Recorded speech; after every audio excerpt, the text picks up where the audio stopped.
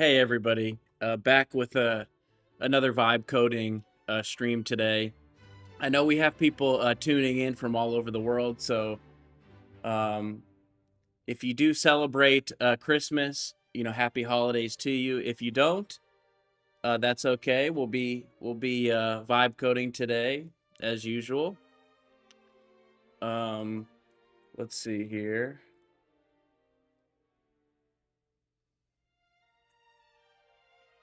So yesterday, just want to quickly talk about what we did yesterday. So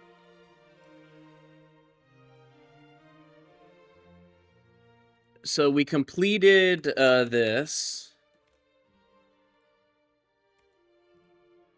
This is done. So we created the new driver tables.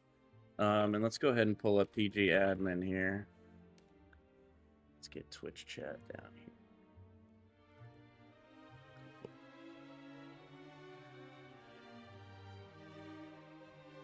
Okay. So let's see.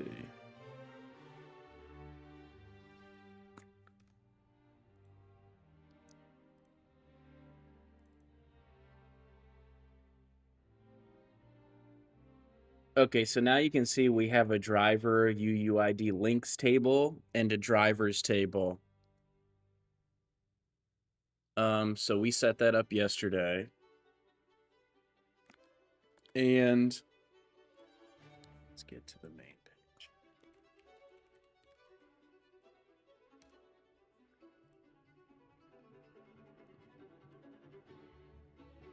page. And then what we were able to do is, so we have organizations and then we have accounts that live inside of organizations. And give me a second here.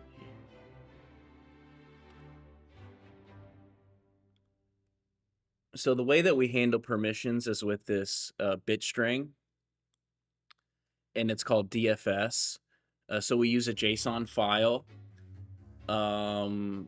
to kind of lay out the navigation bar, and then we check this bit string to see what the values are in the bit string, and that helps us determine if that account has access to a certain report or not. So let me go ahead and pull up the system here. Okay, so this is the new page that we added, and I'm also gonna show you the permissions screen.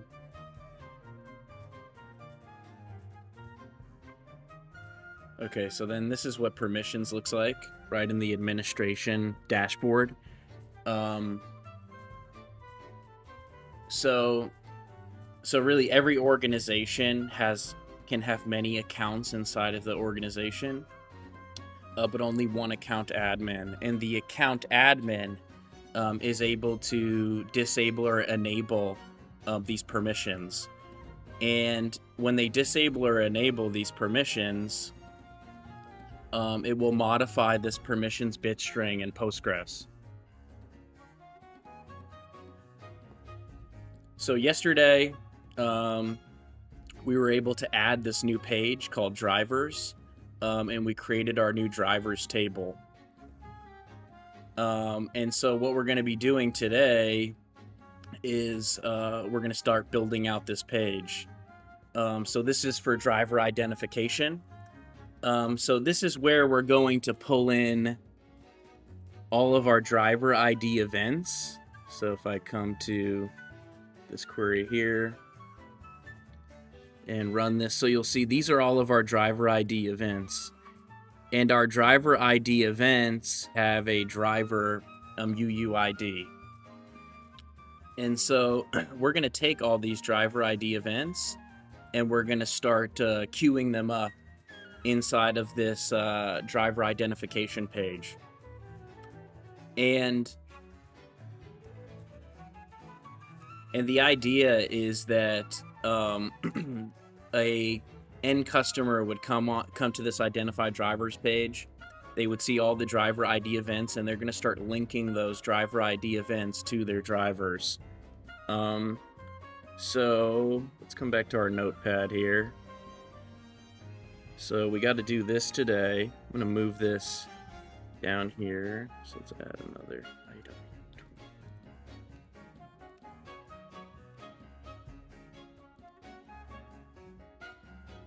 Okay. Create driver CRUD. So we have to build out the back end.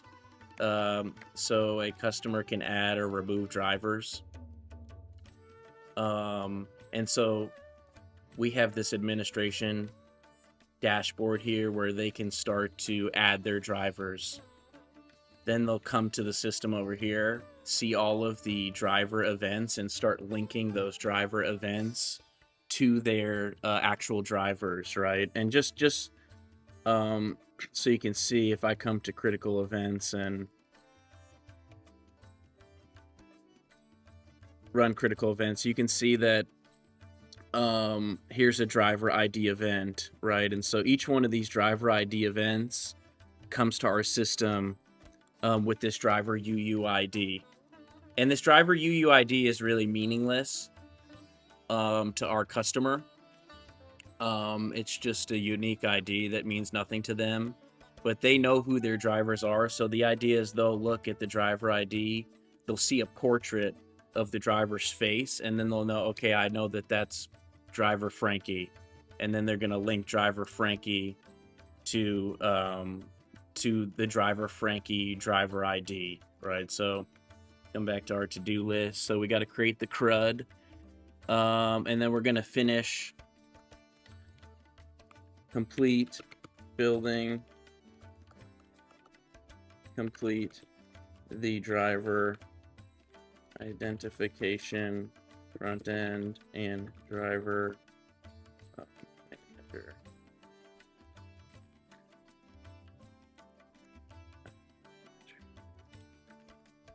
Just call it an admin manager for now.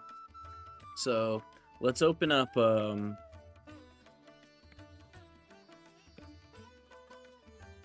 Cursor here. Let's also get Codex open. Okay.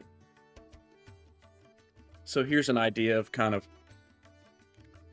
what this navbar structure looks like. So it's just an object that has an array inside of it, an array of objects, and these are all of our pages, right? So, and this is the position of the permissions bit string. So pretty much the code goes through at a very high level. The code goes through this list here of objects and then goes to check the permission bit string to see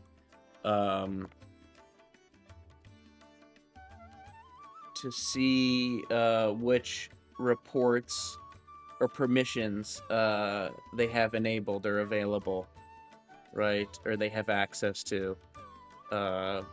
See which report they have access to, pretty much. Show you that one more time. Some new people, I think, joined. Yeah, so here's the permissions bit string again.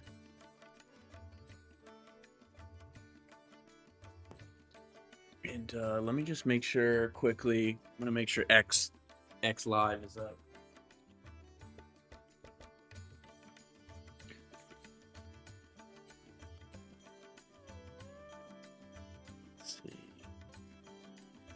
Make sure we're live on X here quickly. Let's also run to the bank, drop off some wood here.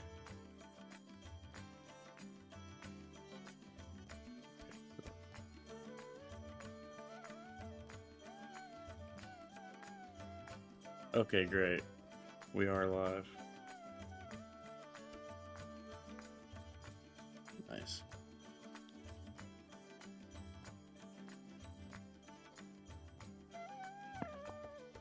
Okay, so this is the permissions bit string. So let's come back into Cursor. Yesterday we started building out the plan. So let's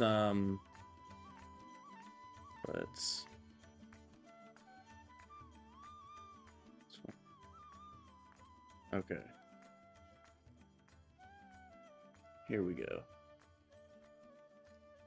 So today I'm using, I'm trying to use Gemini 3 Flash until I hit some sort of limitation. And when I hit a limitation, that's when I'm switching to Opus 4.5. So I'm just going to ask Gemini 3 Flash, okay, what is the next step in our plan?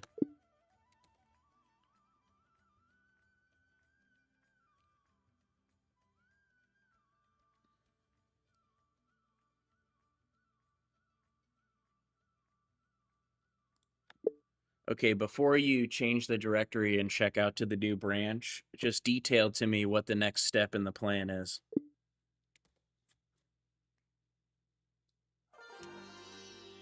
Okay, hold on.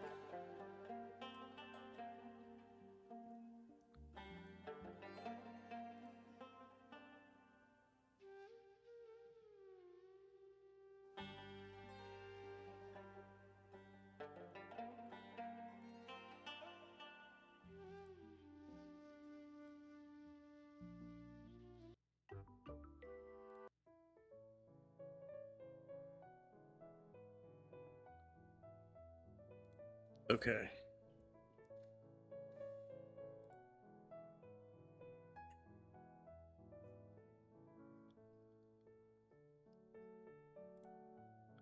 Not exactly sure, but everything looks kind of like gray in this chat, and I'm not exactly sure. Or it almost looks like the text is dull.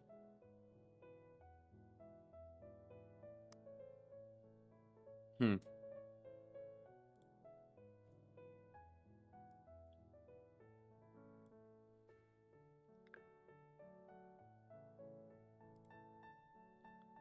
Let's close all these. Interesting. Duplicate. Let's duplicate this. Okay. For some reason, and I don't know if there's a reason for this, but it looks a little, the text almost looks muted. But, okay, let's come here.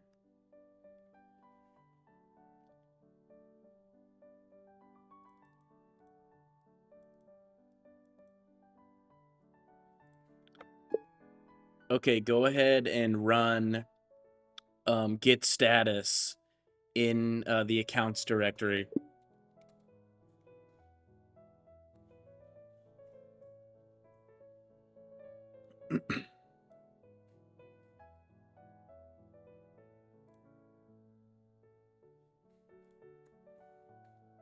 Okay, nice. Now we're ready to...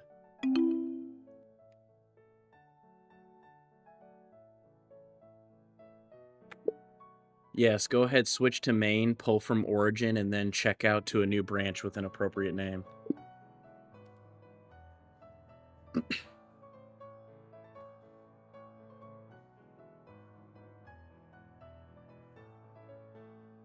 Okay, good.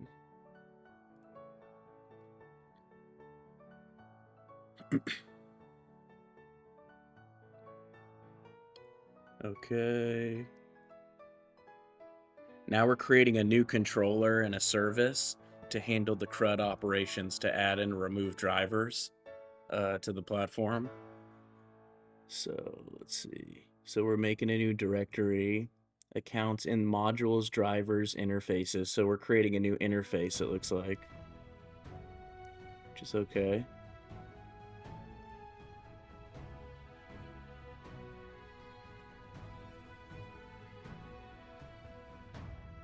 Okay, so it created a data type object for the driver.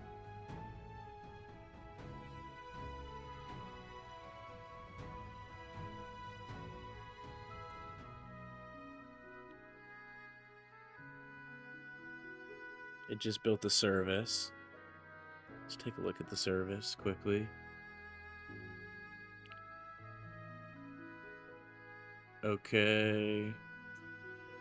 So we got an insert query to insert drivers into the table, a find all method to find all drivers, an edit method to edit drivers, a delete method to delete drivers.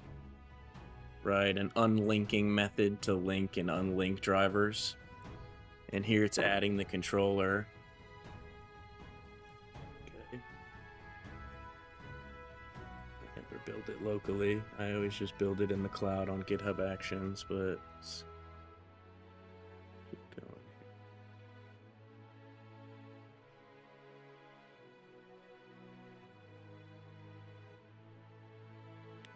And hey, everybody, Merry Christmas if you celebrate Christmas. Doing another vibe coding stream today. So on some of the past streams, if some of you guys are new, we've been working on this AI coaching platform, and I vibe coded all of this, so I didn't write a single line of code for this, but we're using open source models. We have dash cameras in the vehicle that trigger events, so AI events at the edge. Also using the accelerometer to detect things like hard brake, quick acceleration, hard turn. We have AI events like fatigue, distraction, cell phone use. So we're using open source models to really build out like a safety program and a safety toolkit for fleet administrators, right? So this is the video analysis, and then we have a reconstruction. So we also do a 3D reconstruction or a 3D simulation.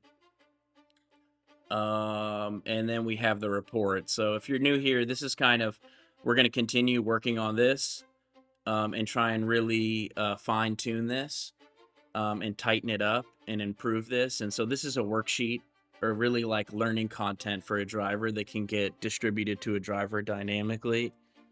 And it's dynamic information, so it's not static. So we have that. And then on this channel, we'll also be working on Blue Cactus AI. So this is going to be an agents business. And I have the microservices. I vibe coded these microservices a while back using the chained, and I used the chained OpenAI chained architecture. But there was some latency on the chained architecture. I was going through Twilio through the cell network and built a voice agent, and it just felt a bit robotic. But now I know there's a real-time API from OpenAI, so we should be able to make some major improvements to our agents business, and we're going to be really building this out together on stream. But today we're working on drivers. So yesterday we added this new page drivers to the system, and we use DFS permissions. So we have these permission bit strings for different accounts that are in the system. And yeah, so we have this permission bit string for different accounts that are in the system. And pretty much the code will look at all the items that are in the navigation bar, go check this permission bit string to see, okay, does this account, does it have permission to see this report or not?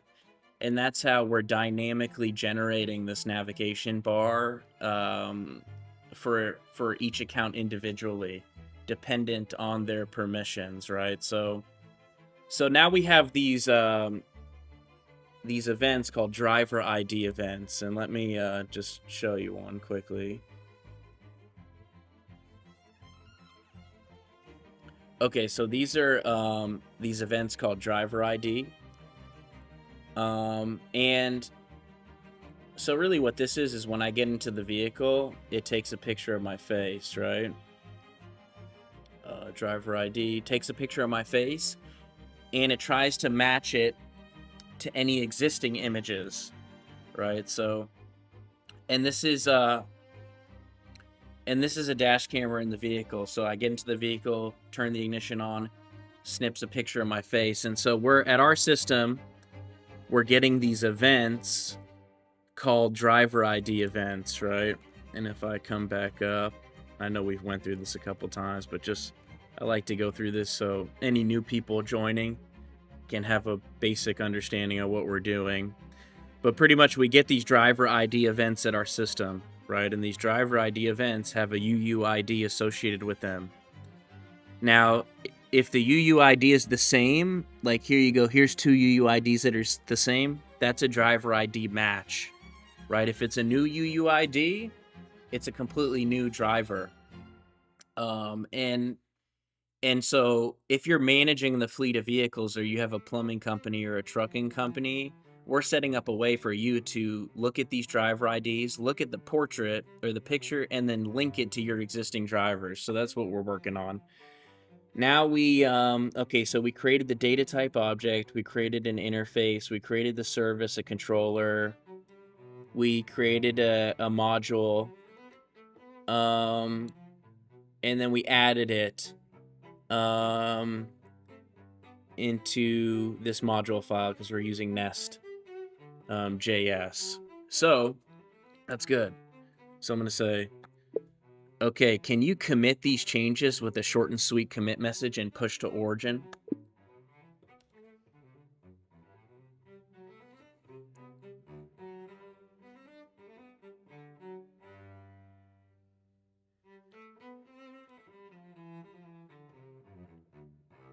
So I could probably test this with a curl. The only reason I don't want to do that is sometimes when I do these curl fetches, it'll throw a key in the header, and I don't want to expose that in chat. But one way to maybe test this CRUD, even without me having to build out any front end stuff, right? So you'll see, and guys, please like and subscribe or follow if you haven't already.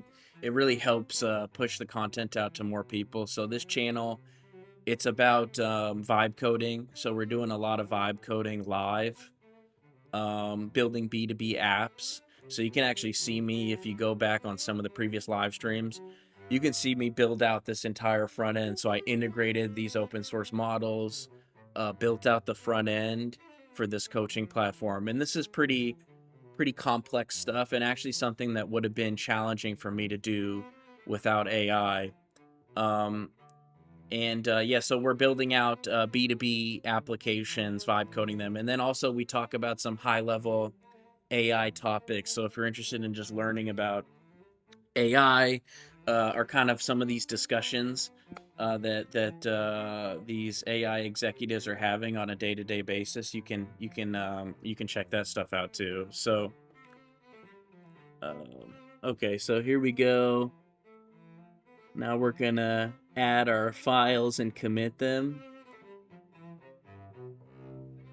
Beautiful. Now we're gonna open up our PR.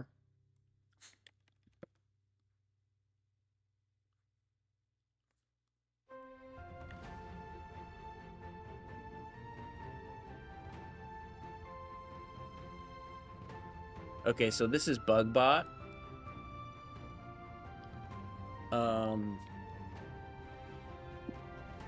So here you can see BugBot is generating a summary. Now this is an additional cost with Cursor, but when you are, aggressively pushing many commits, it is very helpful. So this is what we just did. We added a drivers module to our Nest.js service. So really what this is it's really the back end for this new page, drivers. So this is going to allow, inside of this driver directory, for a fleet administrator to add drivers, delete drivers, edit drivers. And so it's a way for our customer, so we sign up a customer that has a fleet of vehicles. They create an organization, they create an account.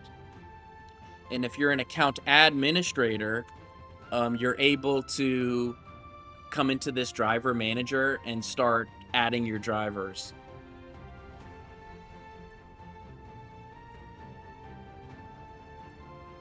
So we just built out the back end for that, and now BugBot is running some tests here. So let's see, introduce driver management and linking. So we added that driver controller in the driver service. Really, the controller kind of accepts the requests and routes the requests, and then you have a service that really handles the communication with the database, right? And these are some new endpoints. So we set up some new HTTP or HTTPS endpoints, right? And these are like API endpoints. So our front end can interact with these endpoints to post data, to get data. So really to kind of move data back and forth between the send requests to the back end. It's really for the front end to communicate with the back end. So then we've got, so here's our service, does the communication with the database. And this is some authentication stuff here. So this all looks good. That's exactly what we did.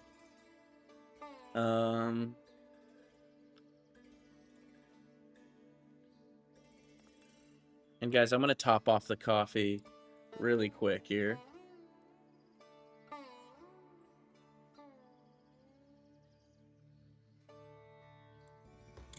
Oop. Well, never bumped the desk that bad. Okay. Be right back.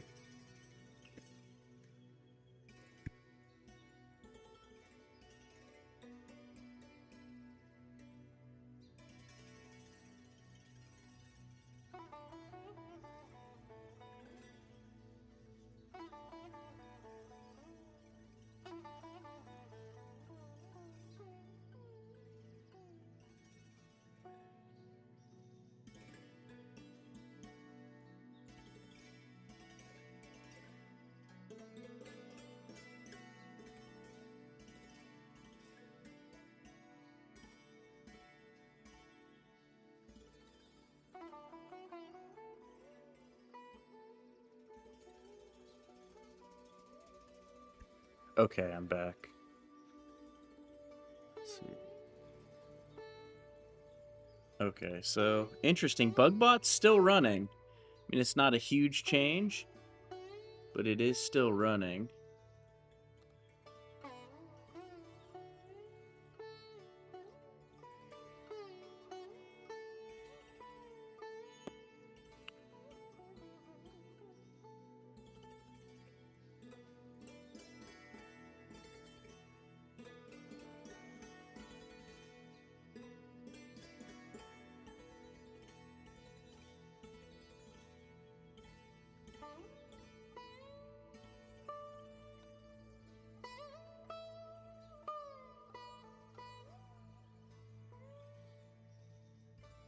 Interesting.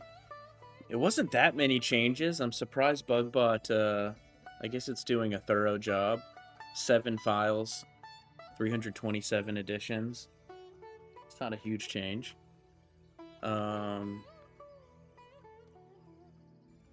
Still working through it. I need to set up my codecs. You know what? I'm going to go ahead and ask Codex. So I'm just going to grab these notes right from Cursor Bugbot. And I'm going to paste them in here. We just deployed these changes. I want you to look at the commit history in the account service and run git show to look at these changes and review the changes to see if they're introducing any breaking change. This is a production system and we cannot have any service interruptions. So letting Codex kind of think about that too. Okay. Let's see.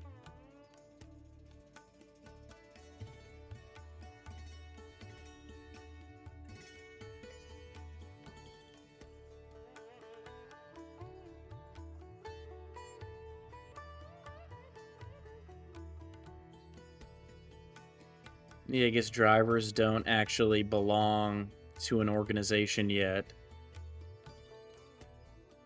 It's a good flag. I guess it's a good item for it to flag.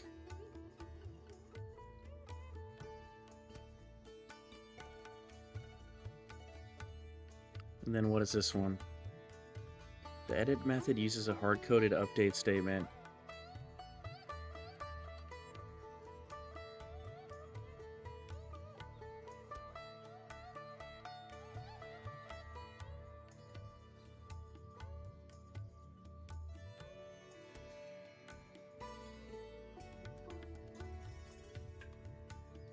This one doesn't.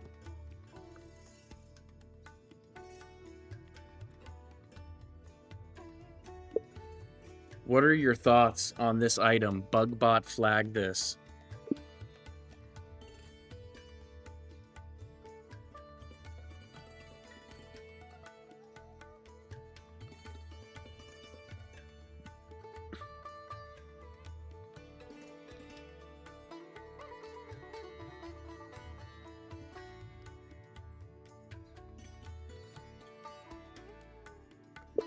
Review how we handle CRUD operations in other services in the accounts deployment, and then rethink this.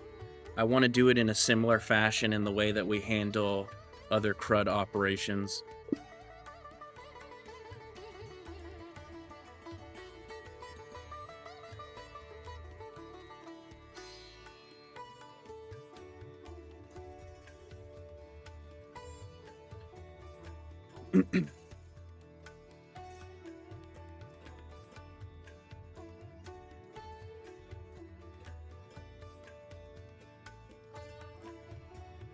So guys, today I'm using Gemini 3 Flash until I reach some sort of limitation, and then I'm switching to Opus.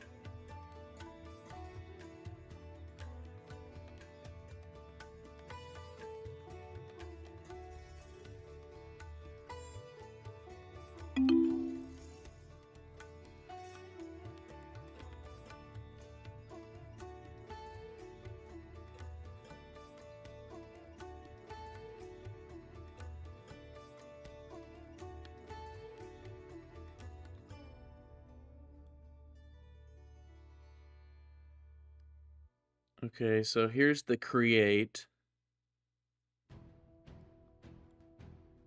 That's the create method. This is the find all method.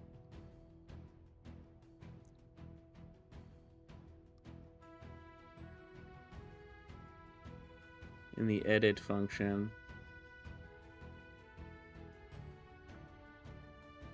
Here's create. Edit. Okay.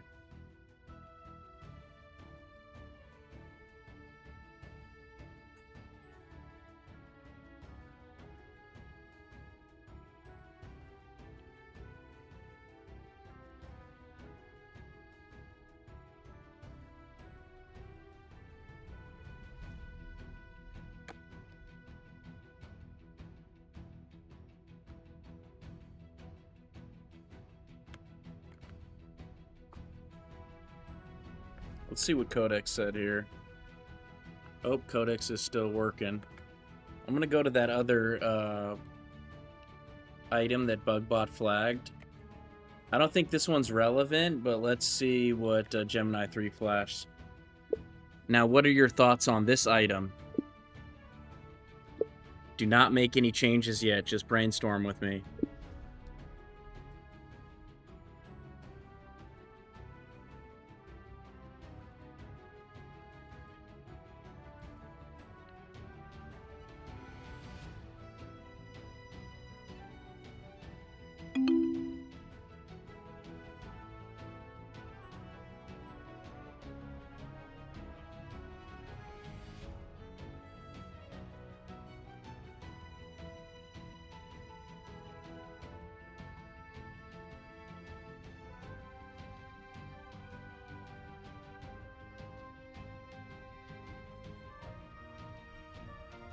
I'm still trying to think through this.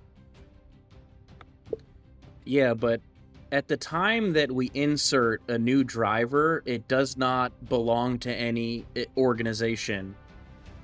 Now, once we create the driver, then it belongs to an organization, right? So the first time we create a driver, we won't have any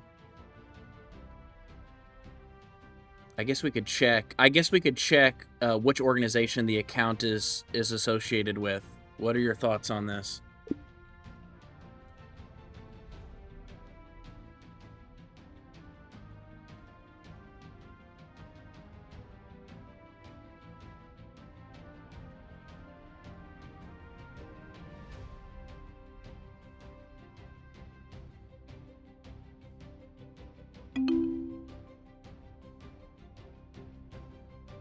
Yeah, okay.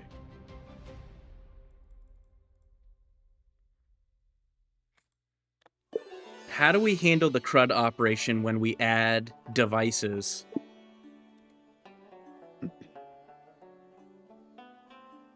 Hey guys, since we got some new people joining in, just want to talk through real quick. So this channel is about vibe coding. So we're vibe coding B2B apps together. This is a telematics video platform.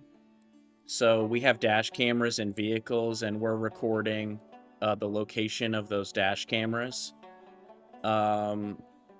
So we also have like position history, right? So we can look at different trips that a vehicle has taken, and then we can look at events. So like here's a driver state monitoring distraction event. We can expand this event and look at it like this. So we're pretty much triggering events. So things like quick acceleration, hard brake, erratic lane departure. And this is actually an AI edge event. So I did look a bit distracted there. My eyes are kind of wandering. But anyway, so we record these events. Then we have geozones. We can do arrive and depart from geozones. We have footage. You can request footage over the air. Reporting, right? So this is actually what we're working on now is driver ID. So if I go to run this report, here you can see this is driver ID. So we're working on building a system to link these driver ID events to actual human drivers. Then we have alerts and scheduled reports, right? So these are real-time alerts, and we're using a Redis memory database to handle some of this. So we handle a lot of real-time data on this platform, and we use Apache Kafka to move that data around between different microservices. So these are all real-time alerts. And then here's the coaching platform. So we vibe coded all of this, integrated some open source AI models to do this. So you can see this is what the AI analysis video looks like.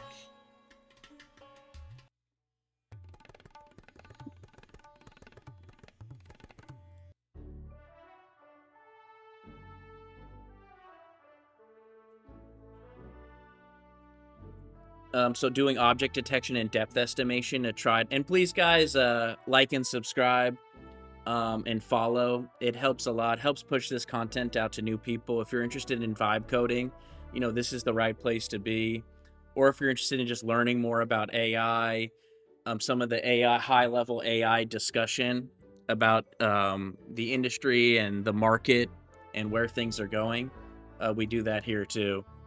So then we do a 3D simulation, right? So then building a 3D simulation of the event.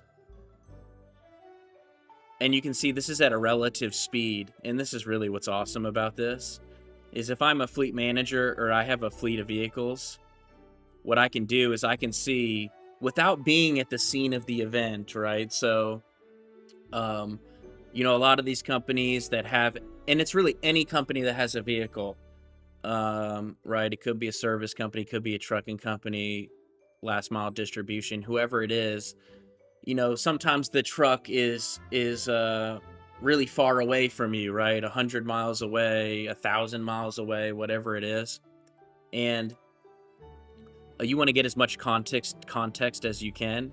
And so here you can see it's moving at a relative speed, so you can kind of really get an idea of how fast the driver is moving. Did he slow down? Did he speed up? Or what happened during that event? And then you can see this driver coaching worksheet. So looking at all of the objects that we found in that event, and a shared action plan, any observations that we have. Let's see.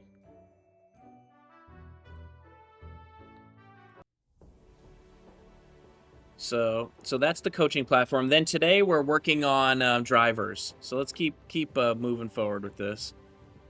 Let's see.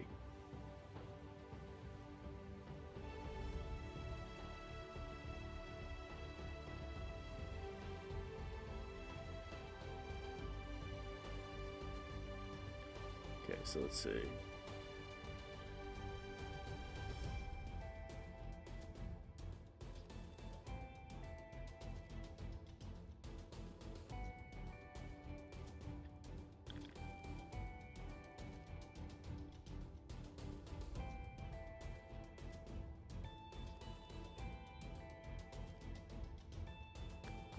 Okay, I want to handle it in the exact same way that we handle devices.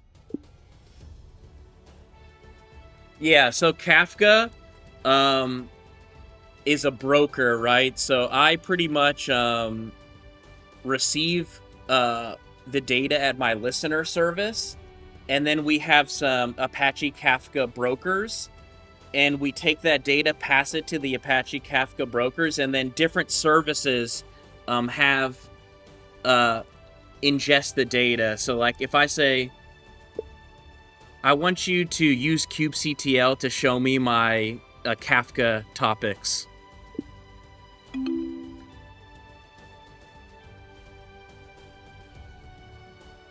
Let's see if Gemini Flash can do this.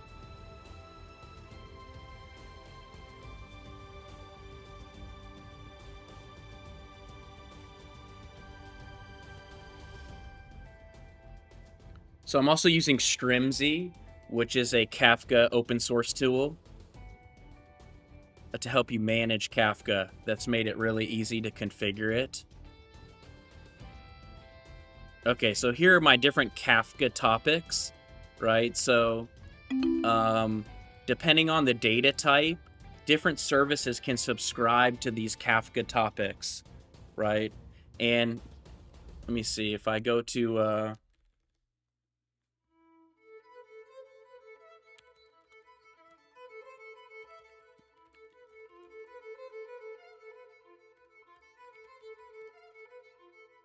okay, so here's my Kafka cluster, right? So, and it's been a while since I configured this, but this is Zookeeper.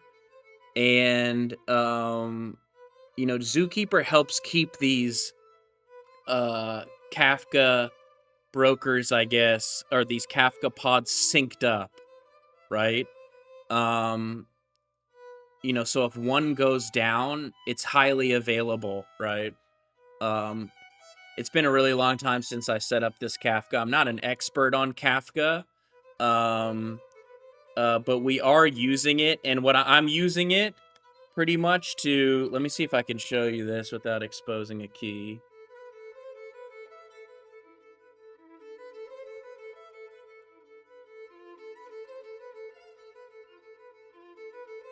Let's see.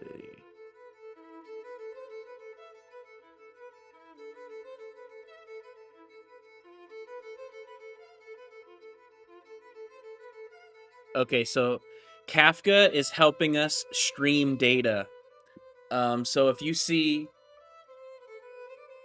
no, so Kafka, I didn't set up Kafka with AI, but it would be very easy to set it up with AI. Very easy. So Kafka helps me stream real-time data and keep that real-time data in order. And so I have a lot of real-time services, right? That so we take in this real-time data, and then we perform a lot of these alerts, where like idling alerts, speeding alerts, geozone alerts, anytime you enter or exit a geozone. And I'm using Kafka to help me distribute that data to different microservices and keep it in order. So that's kind of how, and hopefully I explained that okay. you know, again, I'm not like an expert on Kafka, but I know enough. And you know, I've learned a lot about Redis and Kafka. Um, can you describe this Kafka configuration and tell me more about how it's set up?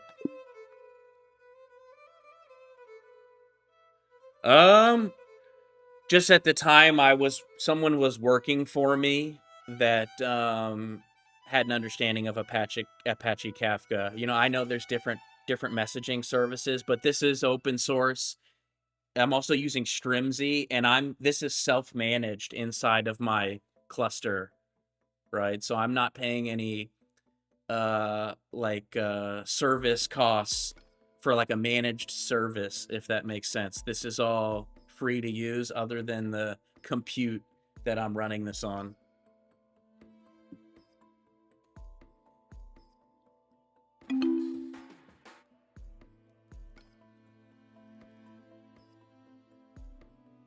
Yeah, so this is fully managed with Strimzy, right? So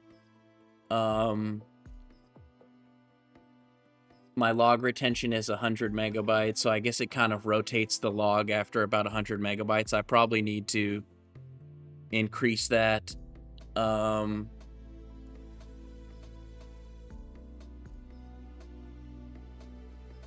there's always 2 in-sync replicas. So pretty much if one of these, or say I do a Kubernetes upgrade and one of these pods goes down, the other 2 are always in sync, or they're all in sync with each other, and so there's no interruption in that data stream.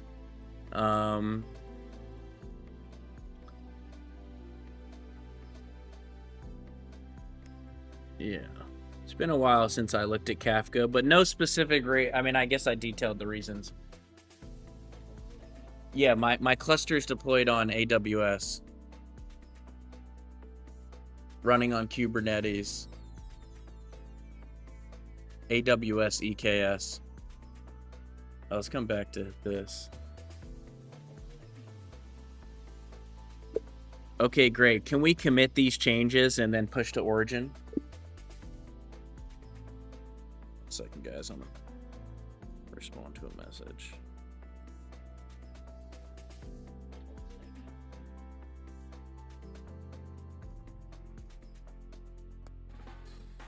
Okay.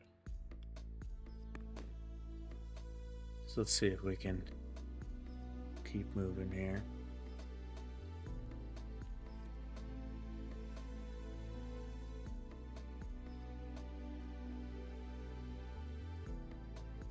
Nice.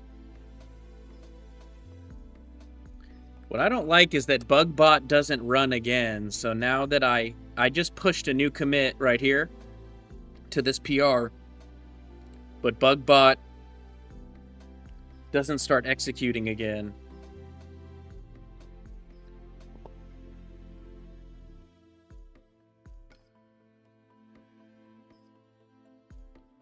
So let's wait for this check to finish, and then we'll go ahead and merge this PR.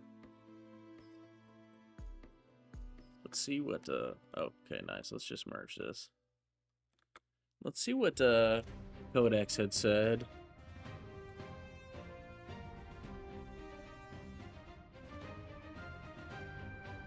So interesting. So Gemini Flash did this strange update, I guess, method that would, if there was existing data in the table, that it would start nulling out some of that existing data. Here's another: create link and return even if 0 rows are inserted.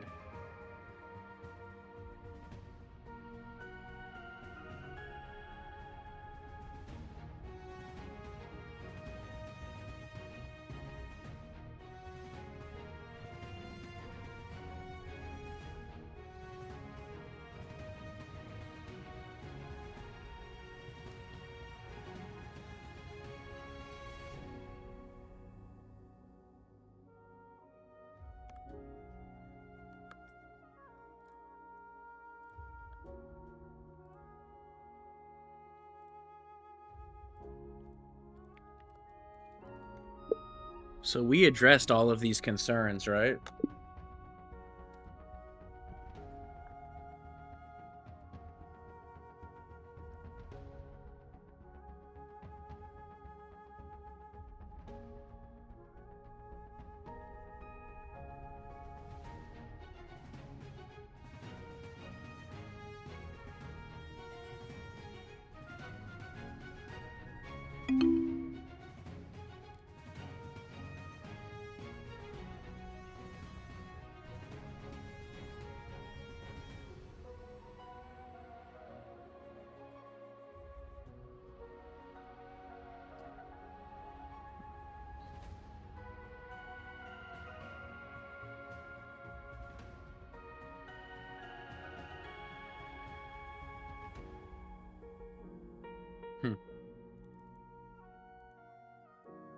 Okay, I guess we could kind of handle this error better, but I think it's okay for now.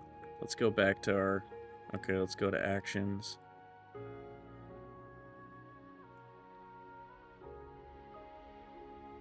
Okay, nice. So, all right, let's do a rollout restart now. Okay, can you do a rollout restart on the kubectl account service?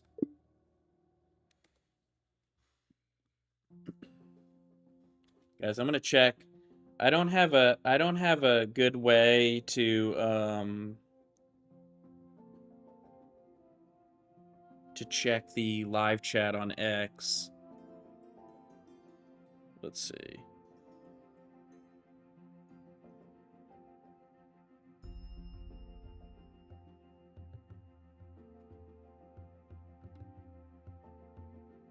Okay, so let's see. Let's do this rollout restart.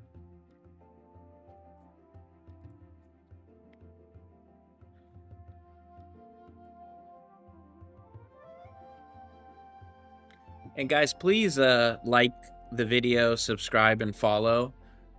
It really helps push out this content to more people.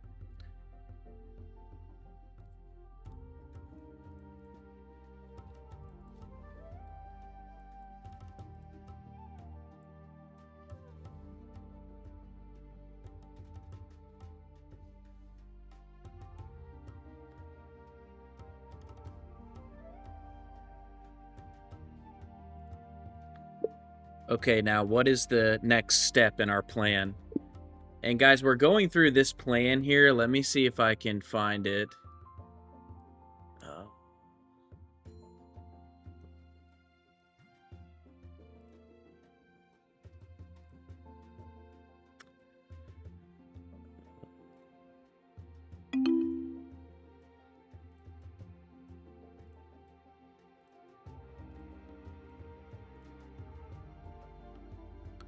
I know there's like a dot cursor, right?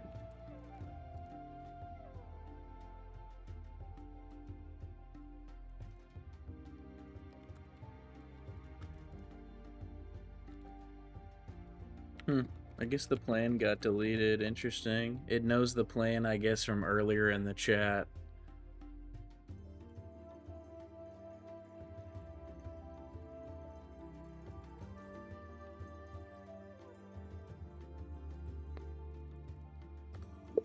Okay, yeah, that sounds like the next step in the plan, but where is the markdown file where we built the plan? I don't see it right now.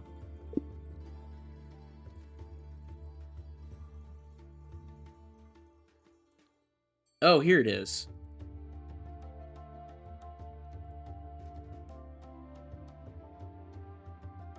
Oh, it's in another directory called plans. I don't know why I can't... I'm not familiar with these hidden directories or why I can't see the data inside of it.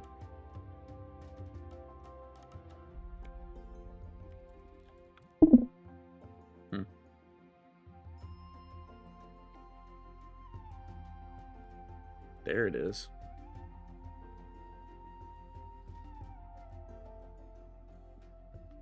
Hey, dude. Xborg. What's up, man? How are you? So this is our plan, guys, that we were working on. So we already did this. I created these new tables in Postgres. And now we just set up this CRUD for the back end, right? And now we're moving forward with this front end implementation. So I'm gonna say,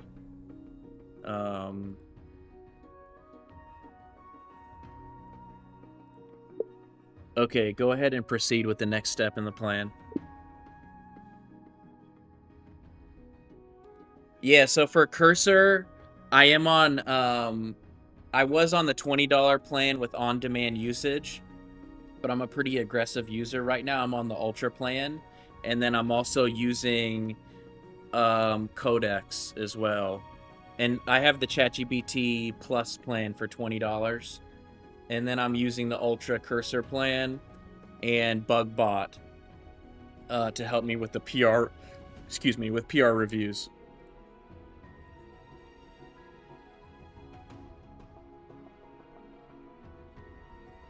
it didn't check out to a new branch, but that's okay.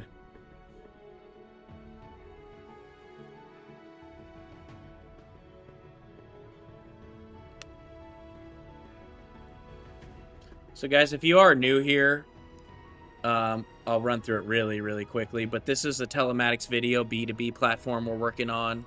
We have cameras in vehicles. We track the location of those cameras, the location history, any events that happen. So like here's a trip. We can look at like a DSM fatigue event, expand that event, take a kind of closer look at that, and you'll see actually where I was distracted. That was that right there. So I closed my eyes, left eye closed, if you see in the bottom, right eye closed 7 seconds, my left eye closed 4 seconds. So that actually triggered a distraction at the edge. And so then we have reporting, right, to view all these different reports, idling, stop report. And this is some of that real-time stuff that we're doing. And we also handle these real-time alerts. So for things like idling, speeding, events. And this is what we're using Apache Kafka for. And then I vibe coded all of this. So if you go look back on some of the previous streams, you can literally watch me build this and vibe code this. So I integrated some open source models. And now we're doing object detection and depth estimation on videos, right? So really taking any context that we have available from the dash camera, then also doing a post analysis on it using AI to try to build more context, identify any relevant objects in the scene and if they're important or not. And then we build a reconstruction of that event using the relative speed, right? So you can see this kind of shows a relative speed and really gives the administrator a lot of context about the event. And then we have a worksheet where an administrator can deploy this learning content to his driver. And if you haven't already, guys, please like and subscribe and follow. It really helps a lot. It helps push the content out to new people. If you're interested in vibe coding or any like high level AI conversation, this is really a good place for you. We talk about kind of the bigger, higher level ideas, and also we get really low level, right? So actually digging into the code and really vibe coding and learning about what the strengths and weaknesses of these different models are. That's really what this is all about. Then also what I'm really excited about, and we haven't done it yet, but we're going to be probably this upcoming week, but start building out or complete building out this agents business, right? So building like cognitive, a cognitive like wrapper around your business workflows and like a context awareness engine around your business workflows. So anyways, let's go back to Cursor. Okay, here we're committing and pushing to origin. Now let's open up our PR. Or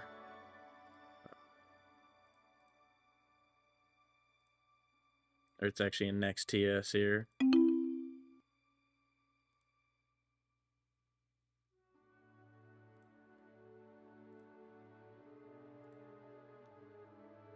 Okay. So here are the changes we just made. It looks like we added an interface with types. We, here's the fetch request to our backend. So we just set up that CRUD. Right now we're going to fetch it. I'm not a dev, I'm beginning to use AN Lovable. It's fun. Yeah, definitely. So, I mean, if you're interested in like trying to make something scalable and how to do it, you know, this is probably the right place for you. You know, I've thought about that a lot. You know, we have I'm deployed on AWS EKS. We're using microservices. All of our services are stateless, so they can all restart without any issue. And so yeah, I mean, definitely As you go through that process, if you have questions, feel free to come here and chat with me and ask me. Try to do as much discovery work as you can using AI tools. Use AI really as like a sounding board and ask it, is this scalable? How would I scale this? Can this handle concurrent requests? Is this the right language for the job? Is this the right server to run this on? And stuff like that. But yeah, I mean, I'm happy to help. So these are a CRUD operation, or these are the GET request, right? So this is fetching drivers. Here's a put request to edit drivers. Here's a delete method to delete drivers. So this is how the front end is communicating. We just set up those CRUD backend, right? And this is how the front end is talking to our backend that we just built out, right? So let me go ahead and create this pull request. And then BugBot is about to do its thing. So here we go. I'm going to use the restroom real quick, guys. I'll be right back.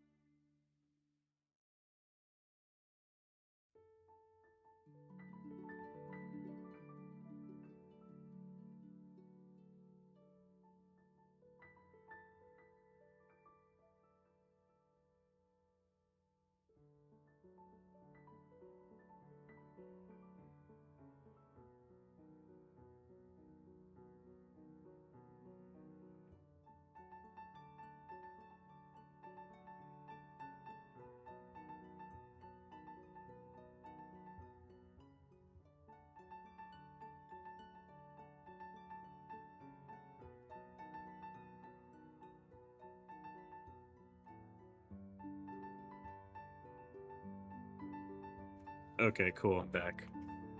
So,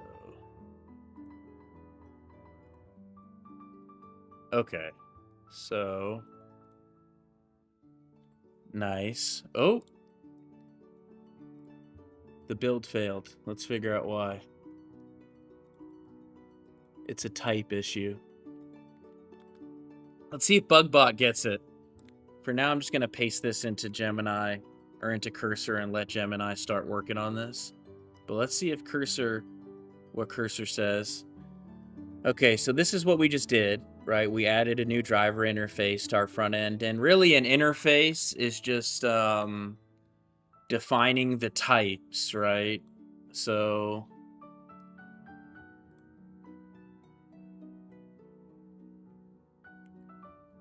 yeah, so you see how I guess these are the different attributes for a driver object, right? And each one of these objects has a data type, right? It's like emails are strings, phones are numbers, first name is a string, right? So this is like a driver object, and this really defines the data type of the object, and then you can enforce this interface. Okay, let's go ahead and do this. Boom. So let's see, what was that change?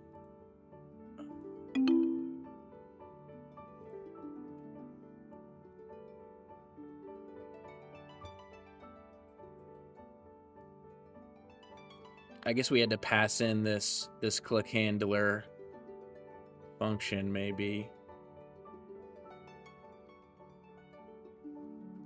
Wait, what happened? Interface? Okay.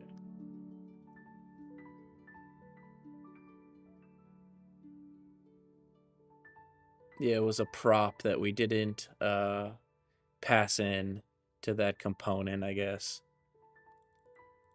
Okay, cool. So it pushed it to origin, I think. Let's see. Okay, we're building again. So here's the commit. Here's the commit where the build failed. And here's the new commit. And it's building again here.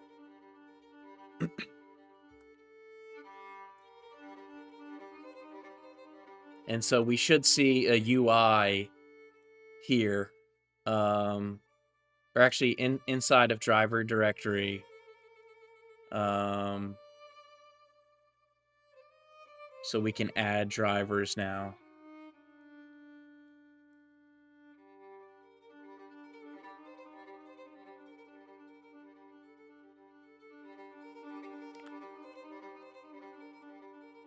Okay, it built successfully. Let's go ahead and merge it. Then when we merge it, we have a GitHub Actions file that will push, build the image, and then it's going to build the image and then push it up to Docker Hub. And then inside of Kubernetes, we pull these images from Docker Hub using Docker secrets to authenticate. And it goes to go fetch the image from Docker Hub and then deploys it as a pod inside of AWS EKS, which is Elastic Kubernetes Service. And guys, unfortunately, I don't have a way to take in this, and I'm going to have to build something, I think, to do it, but I don't have a way to take in the X chat right now. Let me see if anyone has sent a chat message or anything. I want to make sure. Yeah, no chat yet in X.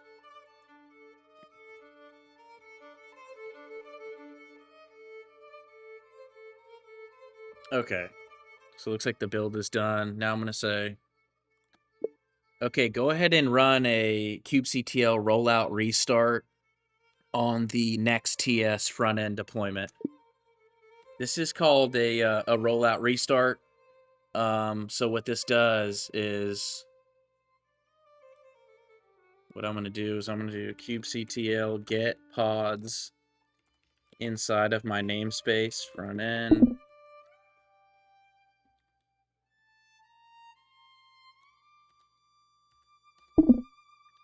Can't type right now.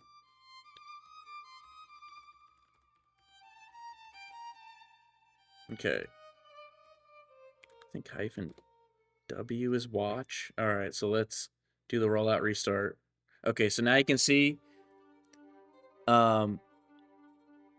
it didn't just like terminate the existing pod. It kept this pod running. Then it created a new pod. The new pod was running. Then it terminated the old existing pod. Yeah, so I need to get them all. So right now I have a problem actually. So I have when I run git stat, my main directory is not a Git repo, and I need to set it up as a Git repo, I think. But every single service inside of here is its own individual Git repository. But yeah, so I have the agent inside of this directory, getparty.ai, so it has access to every service. But because getparty.ai is not a Git repo, which I think I just need to make it a Git repo, even if I am not using it in the traditional sense like a Git repository.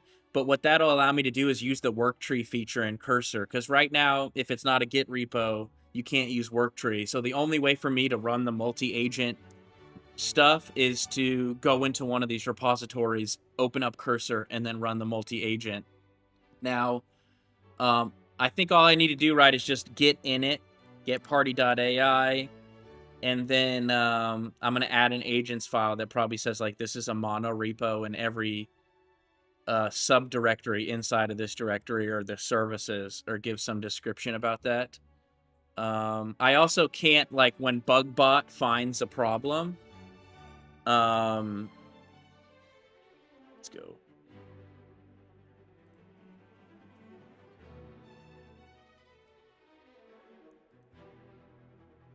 When BugBot does find a problem, and it says, like, put the chat into Cursor, it always says that I'm on the wrong branch, right? And I think that's because it's not a Git repo. I mean, no, I want to keep them separate because I hire people, or I work with engineers that I'll bring onto my team, and I don't want them to see the entire code base end to end.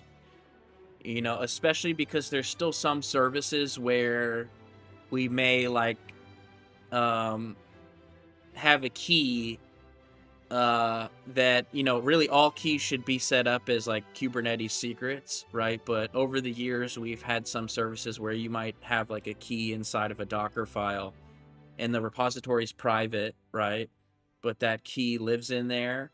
Or maybe, you know, there's some workflow for like an admin account, where we have some backdoor that we had to set up to help support our customers, but you know, I don't want like an engineer to have a full understanding of that. So yeah, the microservices and keeping them separated is helpful for sure. All right, so we just added this. Now we're pushing that.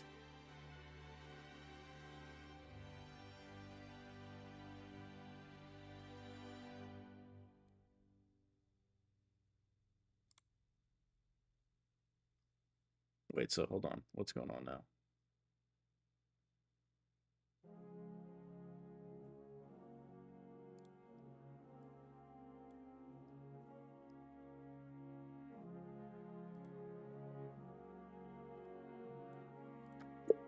Okay, so what are you working on now? I think before we proceed and work on the next step, I want to test the driver manager.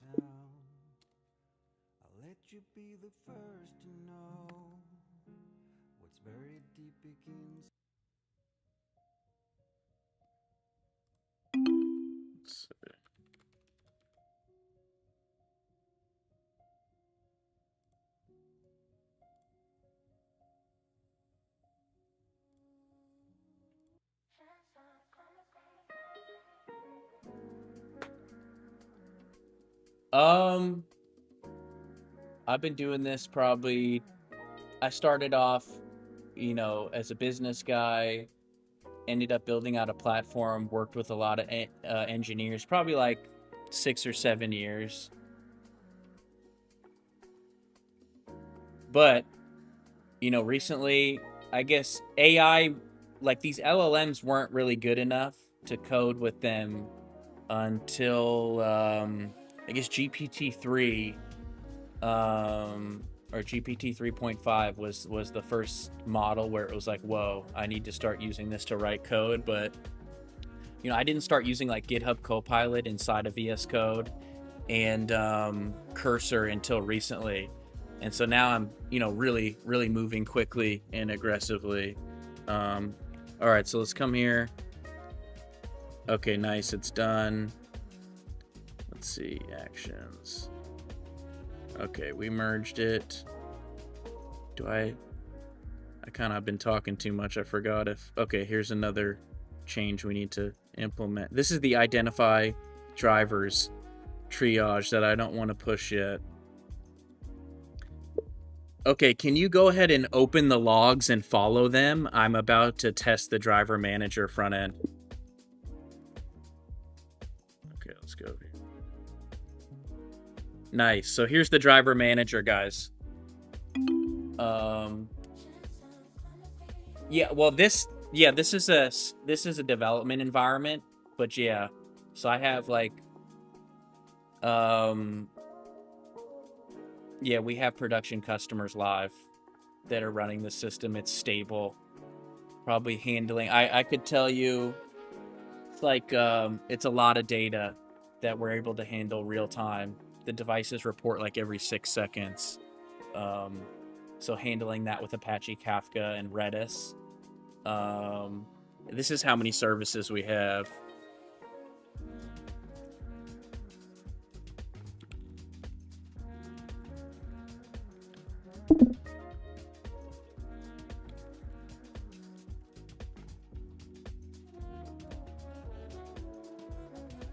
Right, so we got the, we're using Redis with Sentinel. So a bunch of different services, right? I've set up replicas to make sure they're available. Done a lot of work with Redis to make sure that these Redis pods are able to be highly available and restart. And Sentinel will promote new Redis pods to master. So yeah, we have there's a clone of this system that's running as a production system out in the wild right now. Okay, so now what I'm gonna do is I'm gonna follow the logs. And I don't know why. See, sometimes this grays out right now, or the color get muted. I don't know if that's.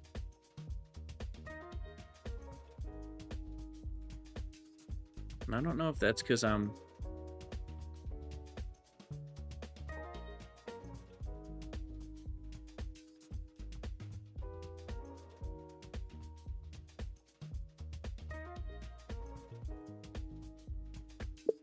Okay, do we need to... We just need to follow the logs for accounts, right?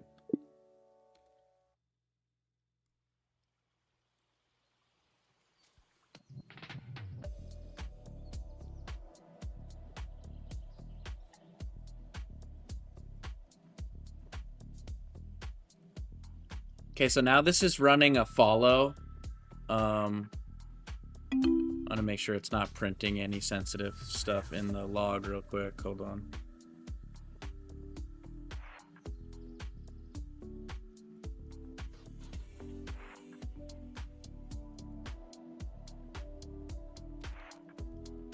Okay, so it's following the log. I'm just going to add a Bobby.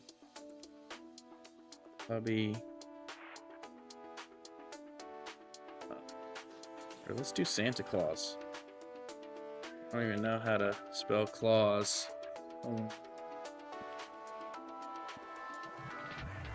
Okay. And let's do...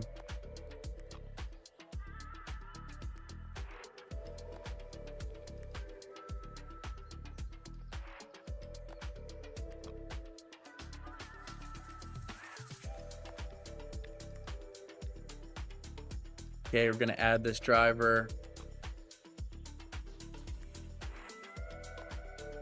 Okay, we got an error, which is good. Let's go to inspect, network, execute it again. Okay, we got a parse error. Permission denied for table drivers. Okay, I need to grant permissions. Hold on. So we just got this error.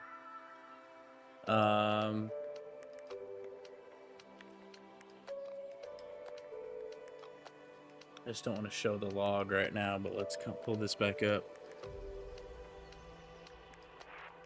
Okay, so I need to run these.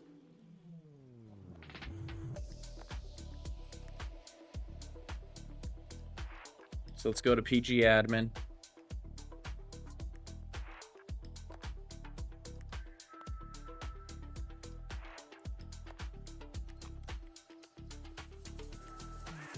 Boom. So we created some new tables, and now we need to grant these permissions for that table.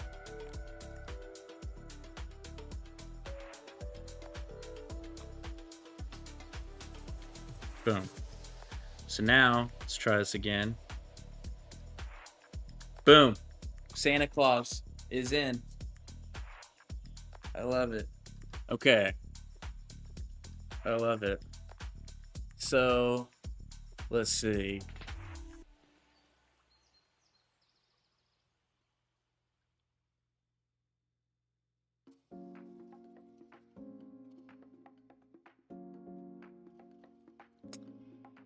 Okay, so now we're gonna continue. Now what we have to do is, so we got driver directory now, and we probably should test this too.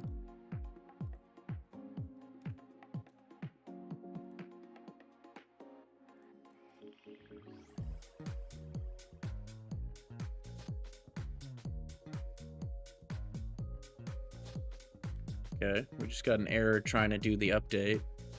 Let me look at the log quickly.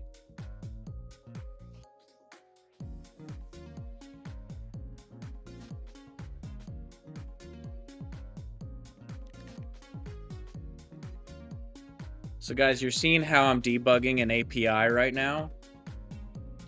Hold on.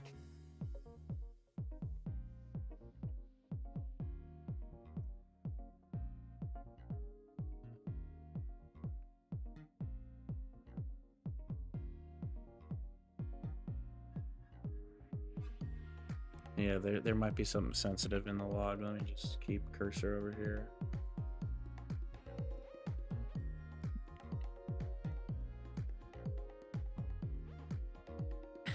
And guys, please follow and like the video, subscribe. It really helps push the content out to more people.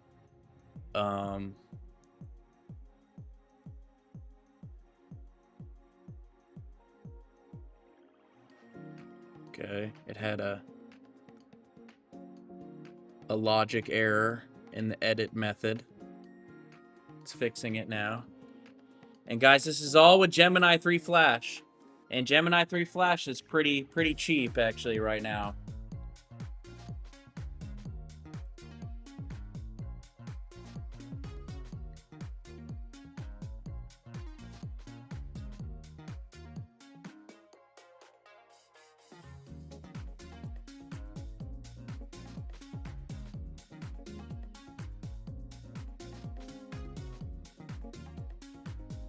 We did the rollout restart actually before it's done building. So let me come.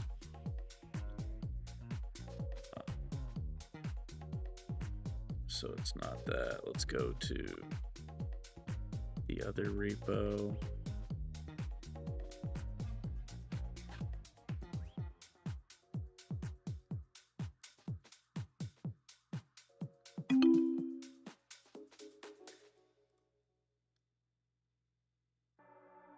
Where did we just make these changes? Hold on.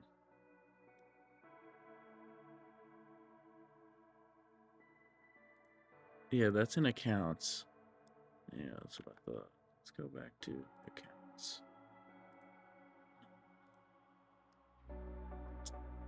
Hold on.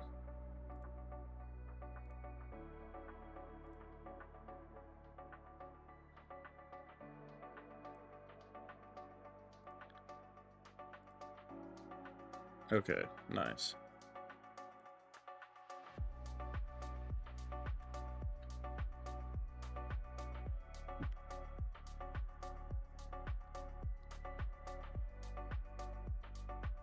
Yeah, I used Next.js just because it was a popular React framework, but Vercel, they'll do some stuff that GitHub Actions does, right? So like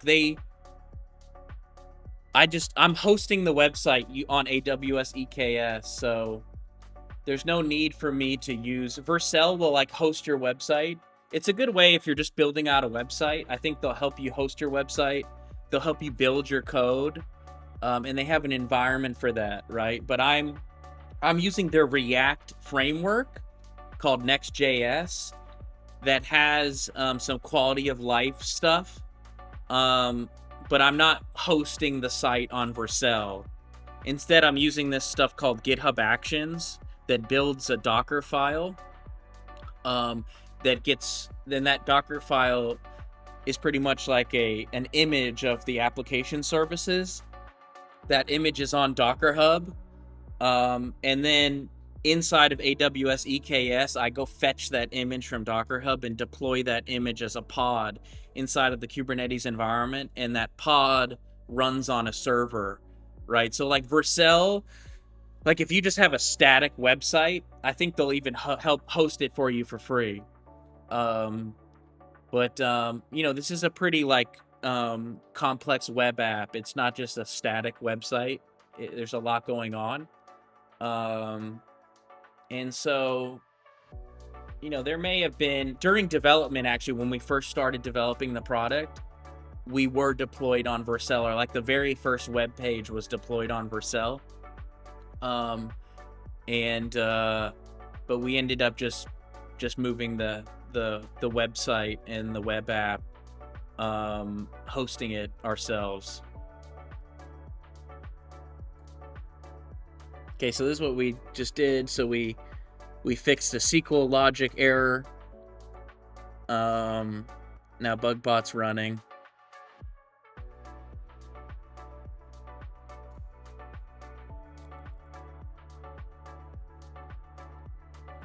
Make sure we're chopping wood here.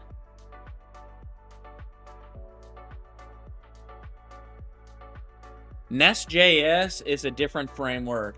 It's a node framework for backend that helps like abstract away your services and your controllers and keep those concerns away from each other to help you build like scalable, maintainable web apps. One thing that I want to do, and we'll probably not sure when exactly it's going to happen, but you know, one thing, we have some backend services that are in Node, and we're probably at some point going to be migrating them to Go.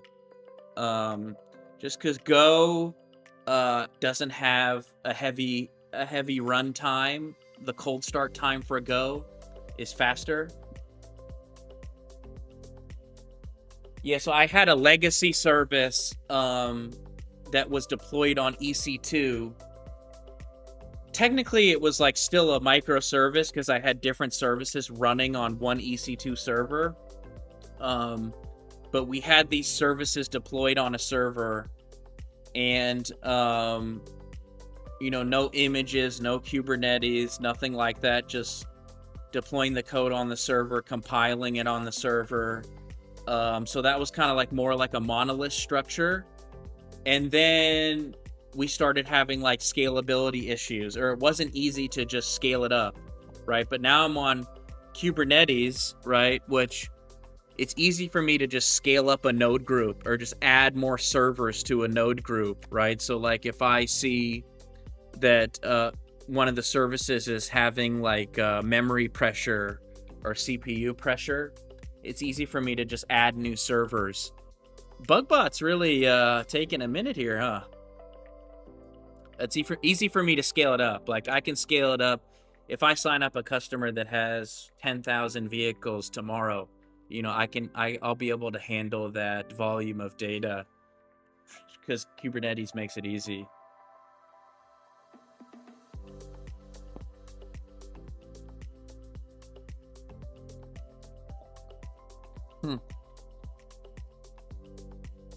Honestly, I don't really need Bugbot to run here. Just really just want to let it finish, I guess.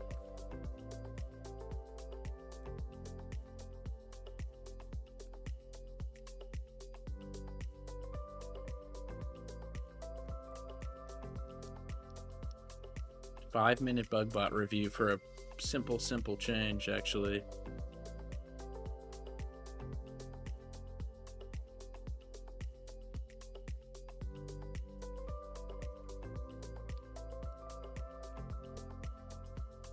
Completed in 5 minutes. One neutral. I've never seen a neutral. What does that mean?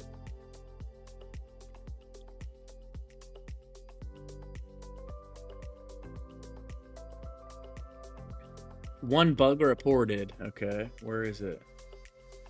Oh, here we go.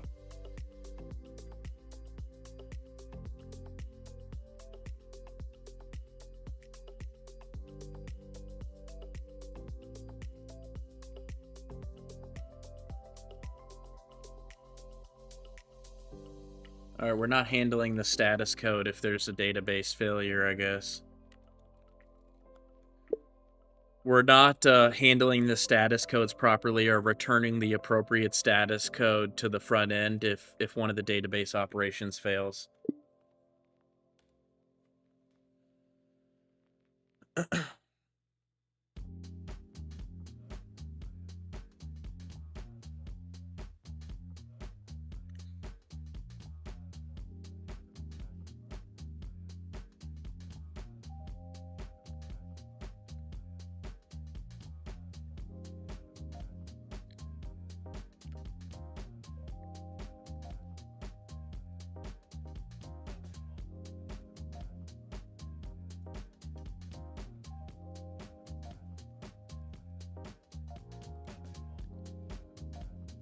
Nice.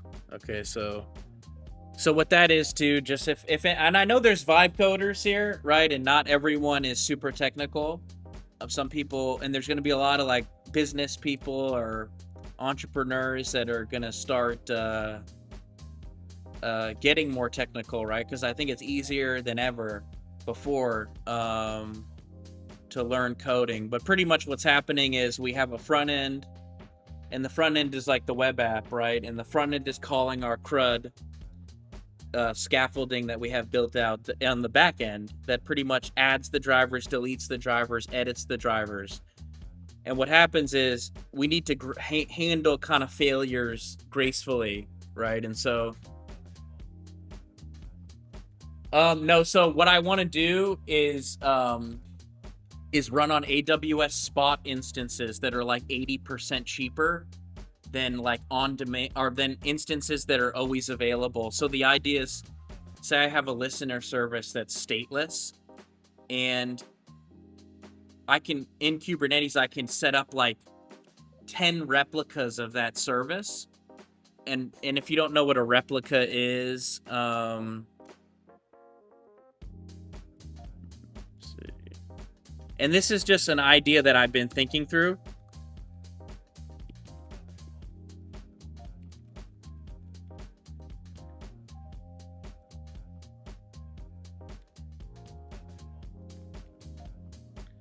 So like here you can see this service has 3 replicas, right? So the idea with the Go is, number one, Go is a language. Kubernetes was built, my understanding is Google built Kubernetes. Google also built Go. And so like Node, Go kind of handles like real-time, I think, concurrency better than Node. Node can do it, but we have heavy async, right? So like we're constantly using async promises and whatever to keep stuff off the main event loop. So anyways, the idea is I get a listener service, I have 10 replicas, and I'm ingesting real-time data to these replicas, right? And the idea is I can use something called AWS Spot instances, where AWS, they have these huge enterprise clients, and sometimes they have compute that they can rent out to you for a lower cost. But the thing is they'll rent out this server to you for a lower cost, but they may take it back from you at any point, right? So the idea is you set up 10 replicas with a language like Go that has a fast cold start, and you use these AWS Spot instances that have like a 70 to 80% cost reduction. And then if AWS interrupts your service and they give you some server and then take it away, because there's replicas and a fast cold start, you know, this service can get interrupted, right? And then restart quickly. And then AWS will give you a new server. And so the idea is if I can make all of my services stateless, which they're already pretty much stateless because I have to do Kubernetes upgrades. When I do Kubernetes upgrades, the whole node group gets new images on it. All the services restart, which actually that was a challenge for me, is like managing Redis, self-managed Redis and Kafka, and handling that when you're doing Kubernetes upgrades. Like the engineers that I was working with back in the day when we were doing some of this, and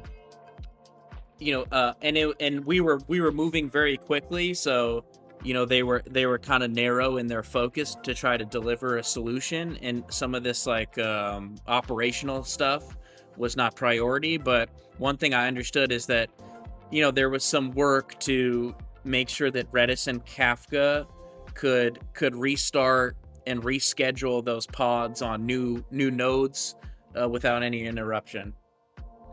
But that's kind of the idea. So let's do this now.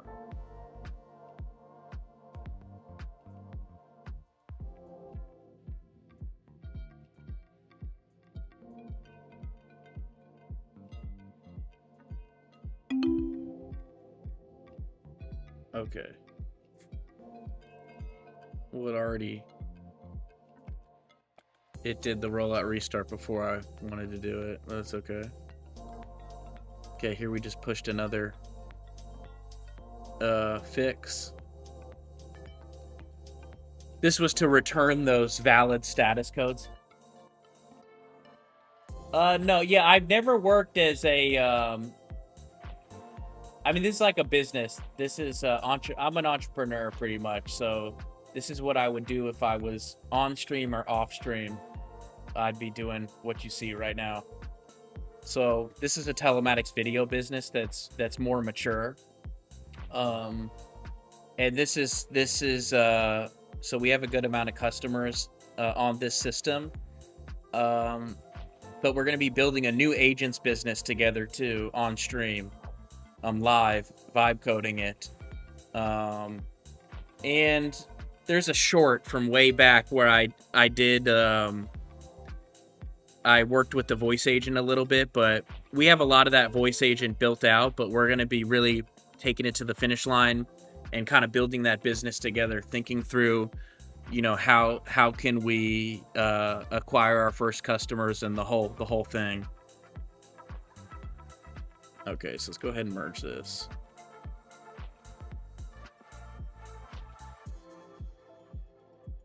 Okay, so let's go to our actions.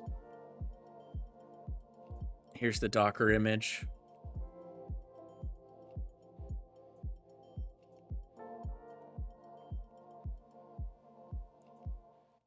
Nice. So now I'm gonna say,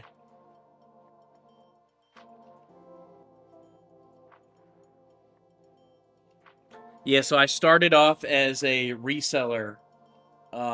So I partnered up with, we're like one of the top dealers for a vendor that was in this business. So we had a big book of business, like selling hardware and software for other vendors. And then we saw, you know, some gaps in our product portfolio. And that's when we decided to build out kind of a software solution that could fit in that gap in the product portfolio. And so that's when I started working with some of the local colleges here, working with a lot of different interns, a lot of different engineers, and many of them have gone on to work at the FANG companies, right? AWS, Capital One, you know, all the big companies. But yeah, so really ended up building out a software product, and then and it kind of evolved into what you see here.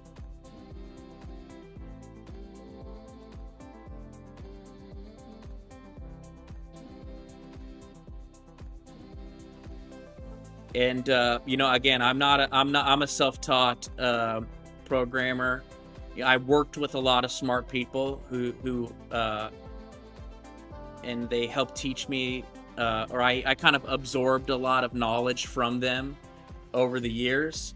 And then really once the LLM model, you know, I was able to understand, hey, this model can write code, and you know, the scope of understanding that the model has is just unbelievable, right? And so that's when I realized, hey, a small team can get a lot done. And a lot of the things that you see here on stream, like if you go back and watch some of these live streams of how I built this coaching platform here, you know, this would have taken me, you know, like, and I've actually helped people with H-1B visas before, so that's something.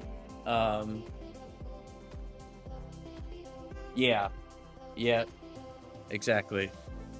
And so, like, some of this stuff would have been incredibly challenging to do and would have taken me, you know, 12 months with a team of 3-4 engineers to do this, but I was able to do it myself in like a week, right? I'd have to go back, look at the live streams and see exactly how long it took, but you know, it's truly incredible. Let's come back to here. Okay, let's do this rollout restart. Okay, let's do a rollout restart on accounts.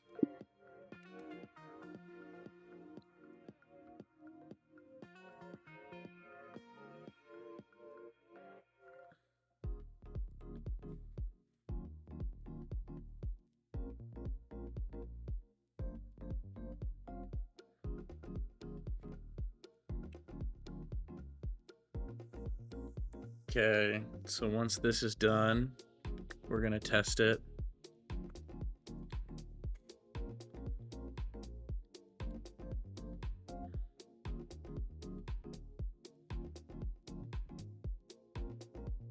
And please like, subscribe, and follow, guys, if you haven't already. It helps a lot. Still rolling them out. Beautiful.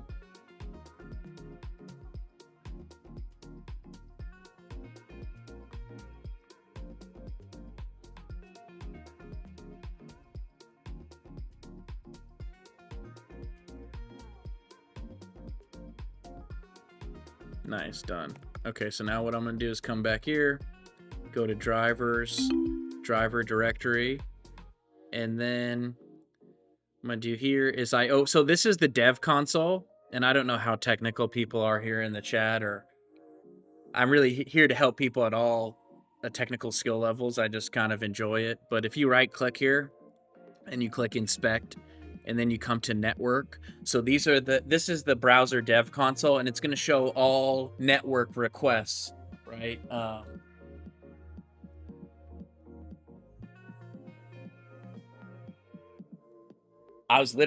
It's kind of funny you say that, man, but I'm literally going off kind of like, are they able to communicate the problem to me?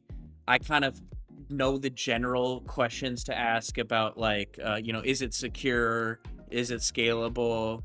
Now, what's interesting is, like, this is what's amazing. And this is really why you got to be careful, is that, I had many different developers that, API keys are harded in the version control, right? Kubernetes secrets are not being used. API keys are in headers and, inside of like the compiled source code. So if someone maybe uncompiled it, they could maybe find a key, right? So like if you're just a business guy and you don't have technical background, right? This can happen to you. So, security and vulnerability is definitely a concern when you're a business guy. But, we were kind of at the stage where we were so small, we were just trying to get our feet on the ground, right? But as soon as we were able to build up more resource, we started trying to hire more experienced people. But yeah, it's challenging, and a lot of it is just people management, right? Creating priority lists, understanding and really deeply understanding the business requirements, and then detailing that scope of work to the engineers, and then making sure the engineers are aligned, and making sure if you ask some hard questions about security and stuff that they don't go into a turtle shell, and they at least can say something. Now, interns, right, you can't really blame them, right? They don't have any experience, and if you're expecting them to write some super secure web app with no vulnerability, that might be challenging. But I've worked closely with the schools here and did something called capstone projects and stuff like that, where I have lots of different students working. But yeah, well, now with AI though, it's way easier than ever before you can work with inexperienced vibe coders or inexperienced engineers and use AI PR reviews and things like this to make sure no vulnerabilities get introduced into your code base, and kind of review the code, right? But one thing that I noticed is, you'll get an engineer straight out of college and he might still be writing spaghetti code, but you could get another guy that kind of understands abstraction and how to even build in React, right? And how to kind of nest components and not have a million use effect dependencies and all this stuff, right? So it's challenging, but yeah, to answer your question, vibes and trust, pretty much. Yeah. Okay, so now let's check this. We're gonna check edit. Okay, so we click edit. We're gonna add another A to Santa, and then when I click this check mark, you're gonna see a network request show up in the dev console here. So boom, Done. So that hit the back end. We sent a request and it completed. Now let's see if we can delete it. Boom, done. Now let's see Santa with 3 A's.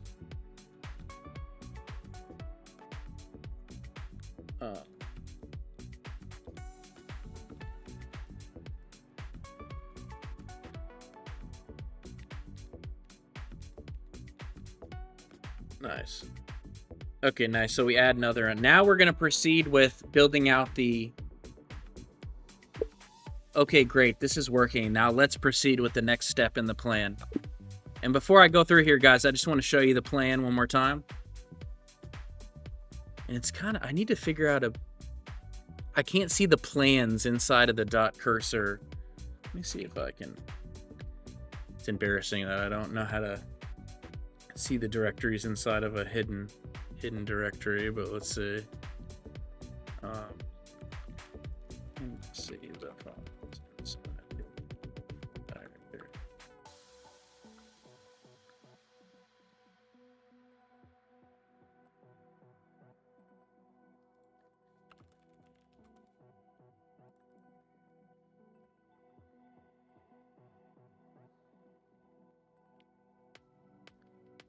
Yeah, well, that's what's weird is when I come to Ghosty, I come in a cursor.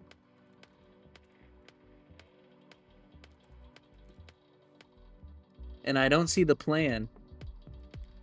It's weird. But like AI. Okay, can you open up the plan that we created?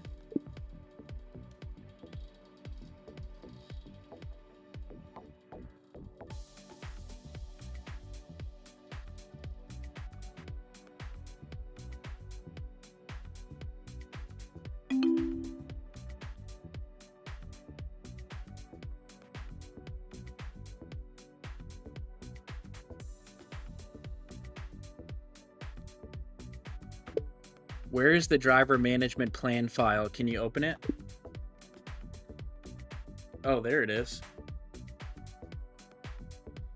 It's kind of weird. It's inside of plans. Huh. Where is plans though?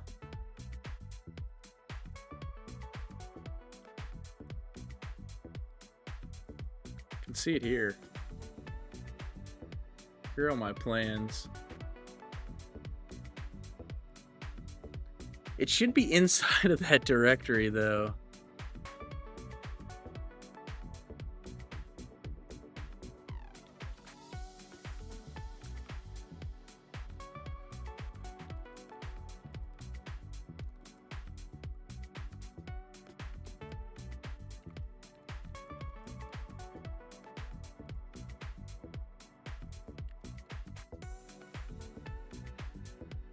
I know they're there, obviously.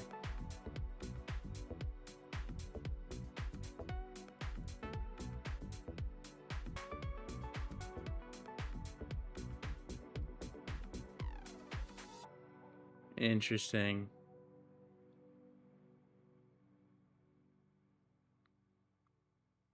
Okay, I haven't saved a plan, I guess, but they still have it in memory somewhere. But anyway, so here's the plan.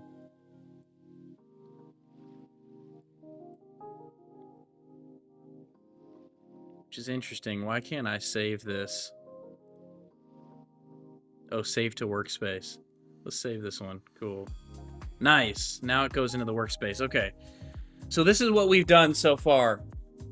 We added the new tables, right? Then we created the backend CRUD, and this is all with Gemini 3 Flash. We created the backend CRUD. We created the front end to handle driver management.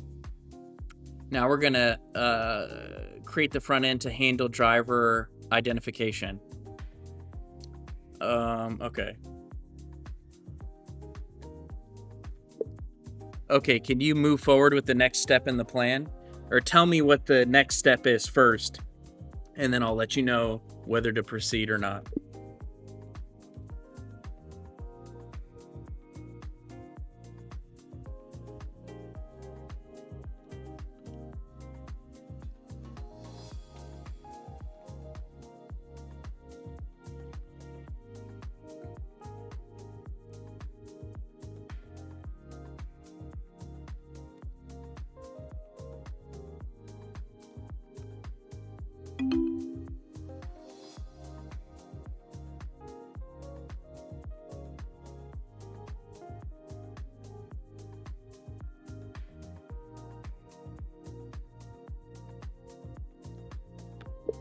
No, we didn't finish building out the driver identification front end, right?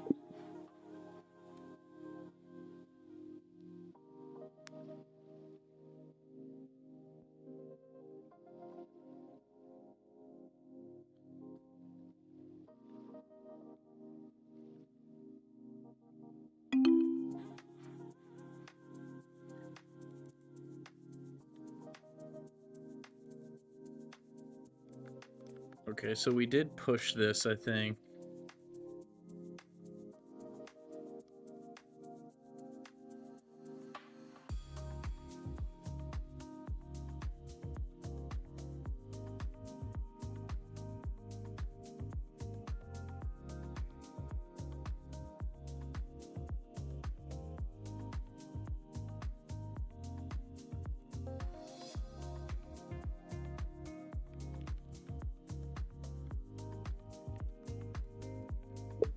Okay, so are all changes included in this commit? I haven't merged this into main yet.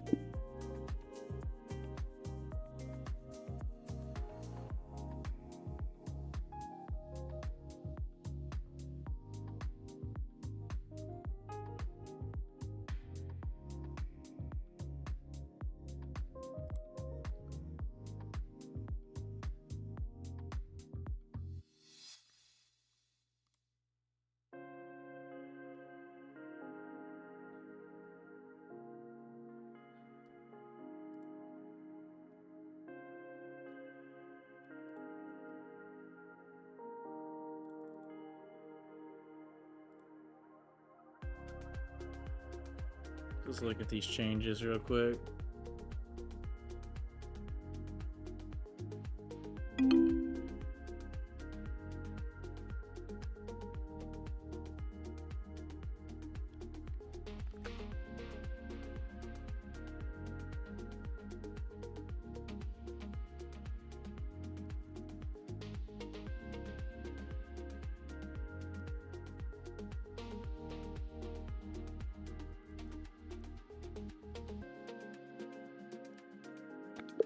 Yeah, I have merged everything except the identified drivers triage UI.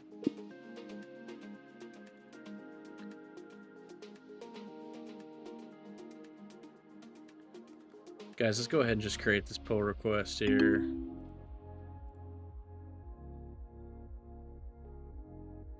Let's see what Bugbot says here.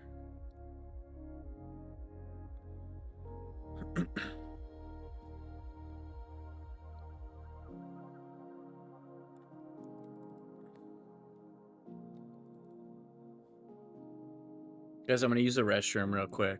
I'll be right back. I may put on a fresh pot of coffee too.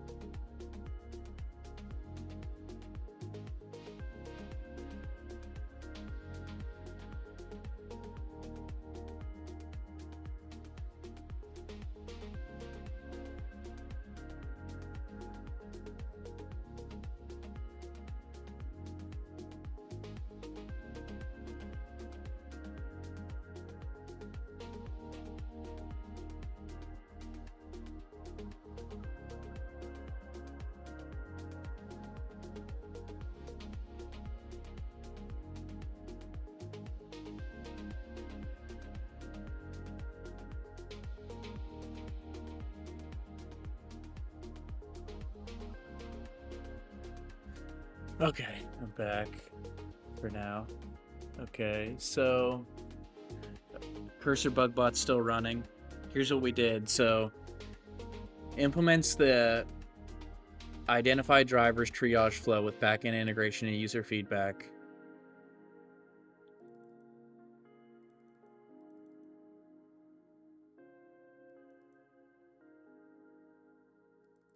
Nice. Looks accurate.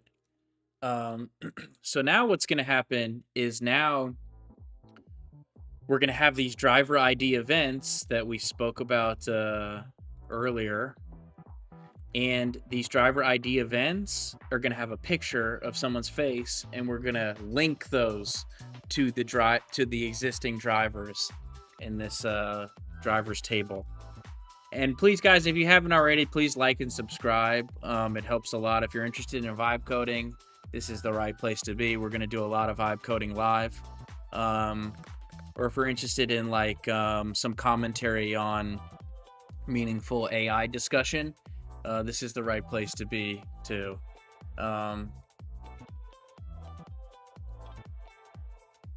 So, okay, let's do this.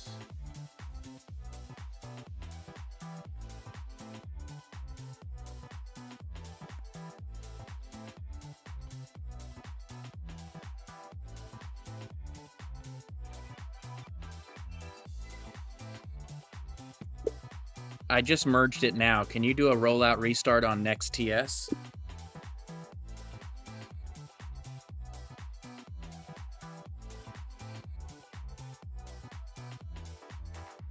Bugbot's cool. It's moving a little slow today.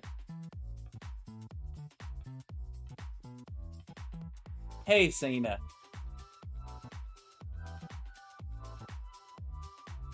Sina. Sorry if I'm butchering that pronunciation. How are you? Thanks for welcome to the stream.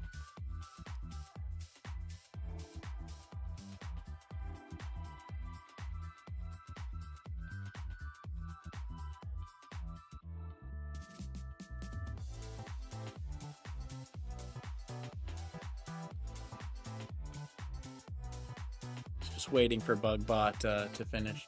Doing pretty good. Just building out driver ID right now. So yeah, Merry Christmas, Happy Holidays. Just doing some vibe coding, chilling, hanging out. Let's see where am I? Okay, nice. Cursor bot finished running. We're gonna go ahead and merge this pull request.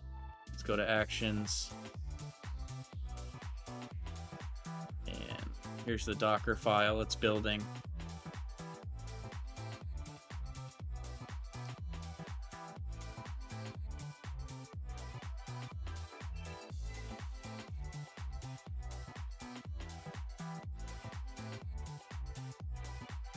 Okay, cool.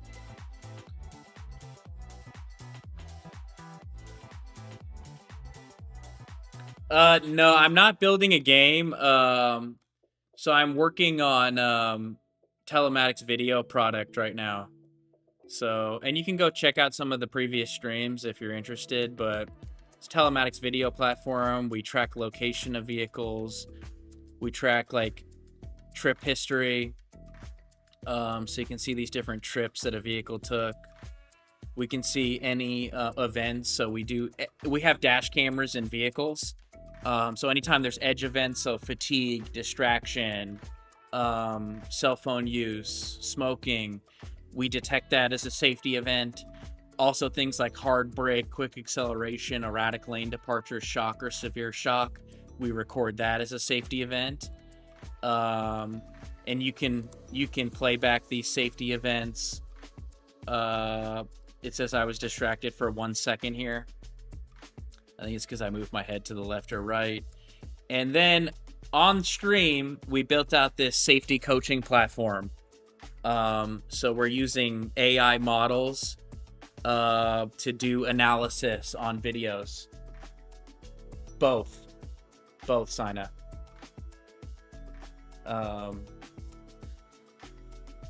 We're actually going to be building a safety protocol and a safety standard for AI company or for insurance companies, right? So an insurance company may tell their clients that, hey, these are your options for cameras.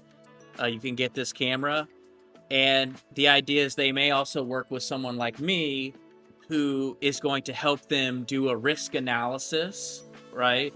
On these different events and build a risk profile around a driver, and then put all of this information in and build it in an immutable, auditable way, right? So an insurance company, there could be an event. Maybe they're using our API to help them do event reconstruction and build risk profile. And then we put it on like an immutable, like on the blockchain or something, right? Where it's easy to audit it. And an insurance company can say, hey, parts of this code base are open source. There's transparency there. We see every time an event happens, it's on the blockchain. It's immutable. It can't be modified. We can trust this, right?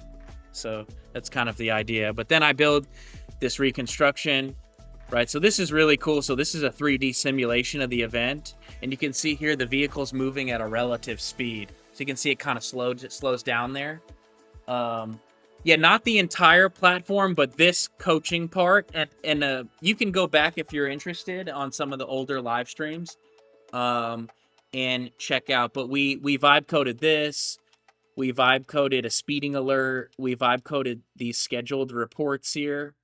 Some of this was not vibe coded, but this coaching platform, all of this was vibe coded. This front end, integrating these open source models to handle some of this object detection and depth estimation, and then integrating this reconstruction. Another very smart engineer actually helped me build this, but we used AI models to improve the performance of this and improve this scrubbing. So there's like a cache buffer to help us scrub back and forth so fast. So we used AI to kind of help improve the performance of that. And then we used AI to build these reports. So we have a driver coaching worksheet. And the idea, and we're going to be fine-tuning and improving this together on stream. But the idea is, okay, so the driver was involved in a driver state monitoring distraction event. Here was the speed of the event. Here are the objects, right? And then what are the observations? So it was a low severity distraction here, and it's we need to remove some of these objects because like some of these are not relevant for us, so we don't need to be detecting them. And then we have a shared action plan, and then some driver reflection questions, and then a place where a driver and like a safety administrator can sign off and say, okay, we both looked at this, right? And then we're gonna review. Let's check in again a week later. And the idea with this too is, in this industry, when you have a fleet of vehicles like this and you're operating a business, an operation, one accident that results in a fatality, just the legal cost alone will put you out of business. So even if your driver was not responsible, just exonerating him, if he is innocent, a platform like this can help you do that. And say your driver is innocent, but you don't have any record of, you running through safety training with him, or any system like this to record safety events.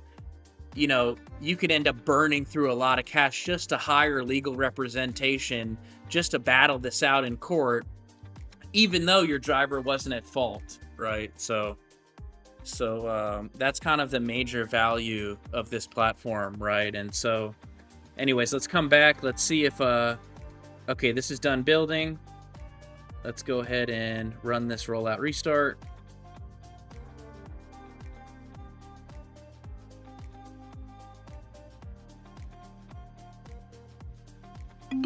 Beautiful. Okay, so now let's come here. Let's go to drivers, identify drivers. Awesome.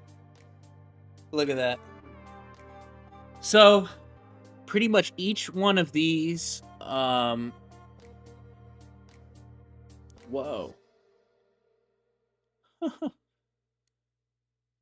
Oh, I put these example images in when I was testing with a curl. So it's kind of cool. Honestly, a different engineer that had worked for me a long time ago, I think liked this character. I honestly don't even know who this character is. But anyways, I'm gonna take a screenshot of this. I want to show this to someone.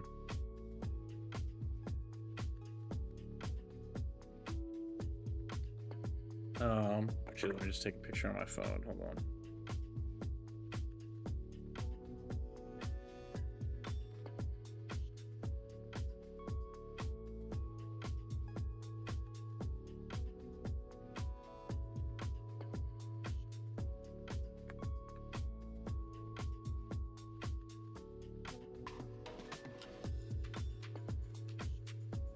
Just, yeah. Hey, Senna. Thanks, man. I'll be on stream, so you can come find me here. Please like and subscribe and follow. It helps a lot. But yeah, should be fun. Really here, you know, if you're vibe coding, if you just want to chill, hang out, listen to some music, that's really what this is all about.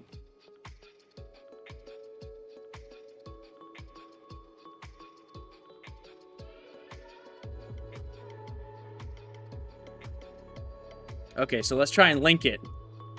So let's link it to Santa Claus. Let's go to inspect. Let's go to our network call. Let's link Santa Claus.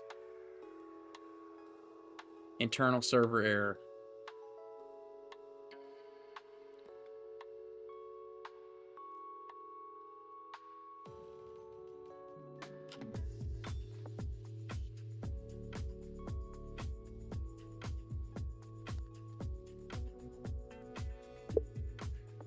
I just tried to link a driver and we got an error. Grep the account's logs and find the error and then fix. I mean, I think I know, but see if I try to link it again. I don't like when this is a cursor log that is being managed by the agent, and it's okay. It's like a nitpick, but I wish I could just create some space. Just sometimes, like when I see something print to the log, I'll create some space and then I let something else print to the log. But let's go click this again. Yeah, so it didn't print to the log again for some reason. So I'm just gonna go ahead and say this. I could probably see the that's the only response we're getting.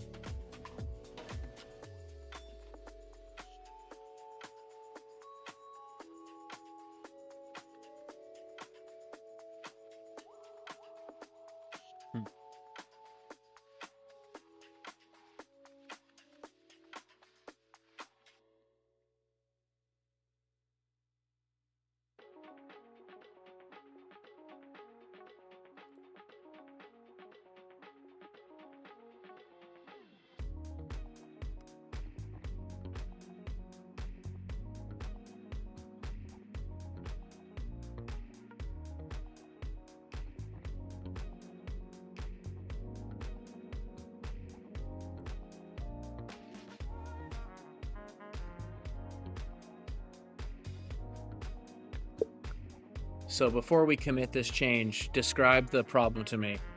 Hey, bro. Hey, Bakey. How are you, my friend?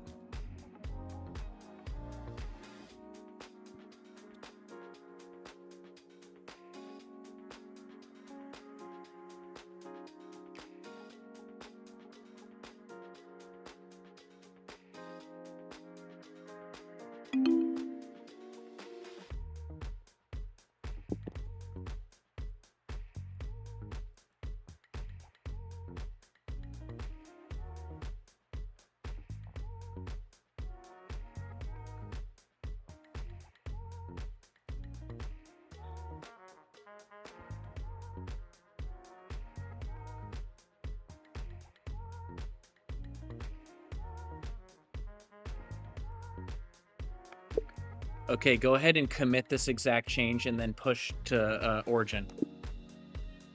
Exactly, Senna. That's what I'm trying to do. I'm really passionate about building B2B applications and trying to, generate value in the market with these AI models. That's really what I'm focused on. Yeah, Whisperflow has been a complete game changer. Hey, Bakey. Since you're on Twitch, I know you can't go back, but pretty much right now I'm working on driver ID linking. So we have events pretty much. If I come to critical events and I go run events here, we have dash cameras in vehicles, and these dash cameras record events. And so let's see if I can get a... So the dash camera records events. And so right now, anytime an event happens, we know the vehicle that the event is associated with, right? So this one, we have the vehicle named Bobby Dash Camera, but it's assigned to a vehicle. But we work with businesses that they have many different drivers that jump in and out of these vehicles, right? So what we need to do is we need to do driver ID to try to identify who the driver is. So when we're working on safety, right, which we're building out this safety platform, you know, when we're using these safety events to try to do an AI safety analysis, the ultimate goal is to try to distribute learning content to that driver. And it's really important that we know who the driver is. So right now, when I come to Postgres and I go to look at any driver ID events, these are what we're calling driver ID events. So every time a driver gets into the vehicle, the camera will take a picture of that driver's face. So here's an event called driver ID, right? And when I open up this event, I see a picture of the driver's face. So we get a driver ID event, and then we get a UUID. But this UUID is actually meaningless. All this is facial recognition. So we're trying to do facial recognition, then we send an ID. If the camera doesn't recognize the face, it'll generate a new ID. So what we did is we now have this driver directory where our end customer can come in and add their drivers, right? Because they know who their drivers are. Then all this face detection software does is it just sends us a portrait of the driver's face, and then we have these portraits, and these portraits have a UUID.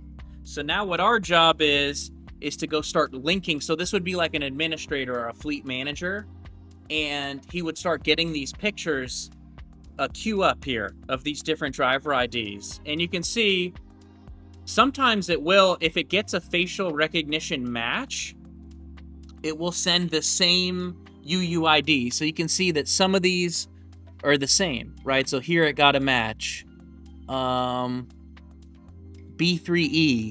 CB3E. So here it got another match, right? So you only really need to link it one time. If it doesn't get a match and generates a new ID for the same driver, the idea is you'd match that, link that new ID to that existing driver. So anyways, let's go back to our pull request here. And let's go to our account service here.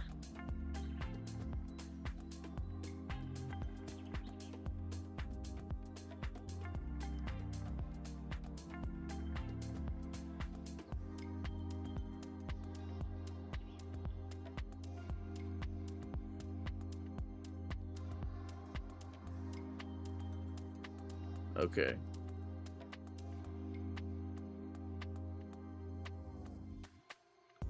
Yeah, Whisper Flow has been an absolute unbelievable game changer, to be honest, for me. Has increased my workflow speed to an incredible level. And guys, please follow, like, and subscribe. It helps a lot.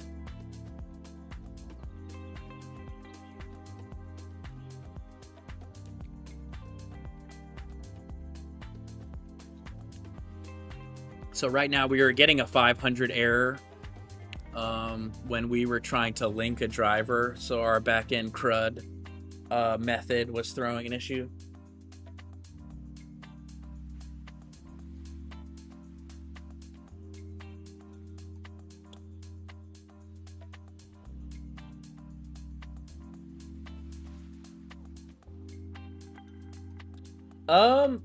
Not necessarily a requirement. So, I mean, you could be a manager of a fleet, and hey, Clark, thanks for welcome to the stream, but you could be a manager of a fleet, and maybe you know that, hey, this truck, it only has one driver in it, right? And every time that this Ford F-150 or this pickup truck is moving around, I know Bob is driving it. In that scenario, maybe linking drivers is not as important to you. So it's not like if you don't link drivers, you can't use the web app. Really, anybody that has a vehicle or a fleet of trucks that wants to track like location and safety events, we can help you out with that. Now, if you really want to deploy like a safety program that's focused around drivers and helping like humans get safer, and you have an operation where there's many different drivers jumping in and out of a vehicle, that's when it becomes important to know who the driver is. Also, for things like payroll, it can help you assist with that. No, not yet, but that's potentially an idea at some point. We do have a mobile app. And on an older legacy system, I used to have a tool where you could turn your, and again, this is not for individuals, but you could use your phone as the GPS tracker. So maybe you have drivers and they could install the app and turn their phone into a GPS modem. And then you could use our platform to kind of track location without having to get a camera device in the vehicle and just use the mobile device. But yeah, right now it's really for businesses and not for individuals. Now, we are going to be building a business called BlueCactus.ai together, which is going to be an agent's business that is going to help like set up like a cognitive wrapper around your business workflows, or a context awareness engine, where, like, for instance, this is a voice agent. It could send text too, but the idea is you generate marketing qualified leads, and then immediately once you generate that lead from like a pay-per-click or an ad campaign, we could immediately dial out to that customer, try and do some discovery for a sales rep, schedule a call, integrate with Google Calendar, hand off to a human, and so kind of building out these miniature digital employees, not to replace the human, but to really work alongside the human, right? Yeah, so I'm planning to fine-tune a couple models, so probably a voice model at some point, but definitely these object detection models. So definitely like this model. So I'm going to be trying to build out my own data sets and label and annotate them. So like one of the things I want to do is start to like, I'm using a pre-trained models right now. So these models come pre-trained on a certain set of objects, but there's some objects that are relevant to me. Like, for instance, if you see my seatbelt, it's thinking that's a handbag or a tie. See, it says handbag right there. So like fine-tuning a model to get that to say seatbelt, right? Or like this model doesn't come pre-trained to detect cigarettes, right? And so if cigarettes are important to you, fine-tuning the model to detect cigarettes. And so one of the things I want to do is start labeling and annotating data and start training these models with my own data sets, and maybe creating synthetic data, or using tools like RoboFlow or different tools to help me annotate. I need to build kind of an engineering pipeline to start, number one, talking to my existing customers and seeing if they're interested in sharing their data to improve models. Then maybe using some of my private customer data, if they're open to data sharing, and use that video footage, annotate and label those images, use those to train, right? So that's kind of, when I say training, probably training that model. And also, again, so like this voice AI, one of the easiest use cases for this is 24/7 phone line, right? So having an agent that is available 24/7. So like today, maybe I need an administrator and I pay them a certain wage, and you know, they answer the phone, but they work a certain amount of hours, 9 to 5. With an agent, you'll never miss an opportunity again, right? Never miss a phone call. Also, one idea was like a sales rep. If I work with a sales rep and I say, all right, I have a list of contacts that they need to call, I'll give a sales rep a list of contacts, and the sales rep will start, you know, burning through these calls. But a lot of these calls, there'll be no answers, or they won't respond, right? And the sales rep will try and maybe follow up once or twice. Or maybe someone answers and says, hey, we're not interested at all. But all of that takes time, right? The interesting thing about a sales agent, or maybe a support agent, is I can create 10 sales agent clones, give a list of existing customers or a list of contacts. We can kind of call through these contacts very quickly and weed out anybody that's not interested. Sometimes you get like marketing qualified leads, they call them MQLs, that are generated from pay-per-click campaigns or generated from ad campaigns. And, you know, the people are really not serious, right? And sales reps burn a lot of time reaching out to those people. And so the idea is, okay, let's generate these MQLs. Let's use a voice agent to immediately reach out to that customer, do some basic discovery, right? So the idea with the agents is if you make them overly complex, you know, they don't perform well. But really keeping the scope narrow, just discovery, schedule a demo, SMS handoff. If they request to talk to a human, handing it off to a human representative. Another idea with agents is maybe an agent can do this discovery call, and then let's say the customer says, hey, I'm ready to do a demo. The agent could maybe go into the web app, and the way that Atlas is really moving around a web app, and I just want to show you guys, this is pretty damn cool, but if I come to Atlas, and Atlas is a ChatGPT browser, but what I can do is I can go to, let's see,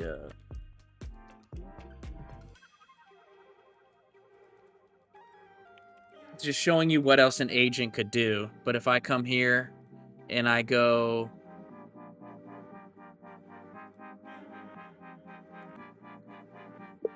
I want you to navigate around my web app and do a sales demo, or try to do a sales demo.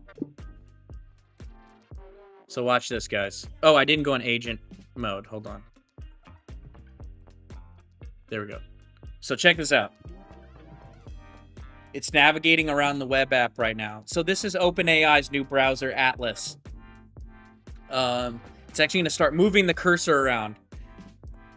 So the idea is, you know, at some point, the agent can reach out. The agent can, excuse me, burping a little bit here, but the agent can reach out to the customer, do discovery, schedule a demo, or if the customer is interested in,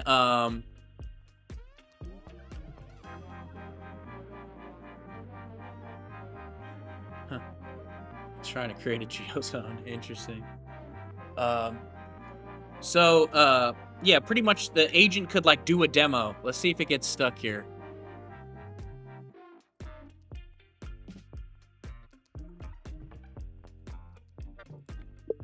You don't need to try to create a geozone. Just keep moving forward. Oh, nice. It did.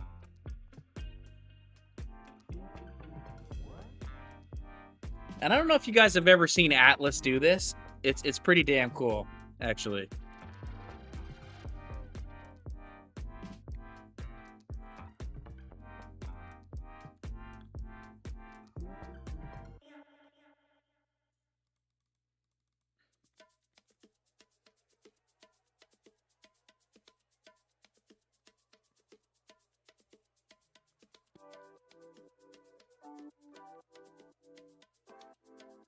Oh, it's deleting my footage.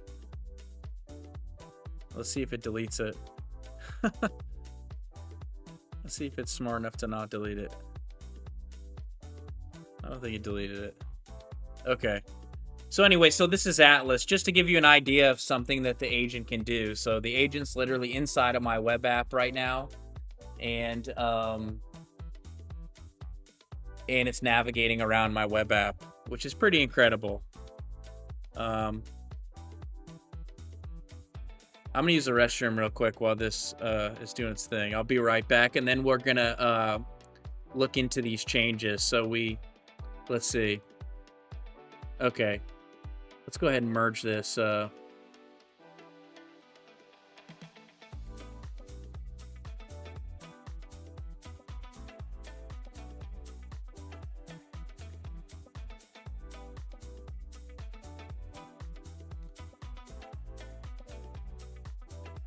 Well, it's really building fast right now. Let's see if we can test this before I go use the restroom quickly.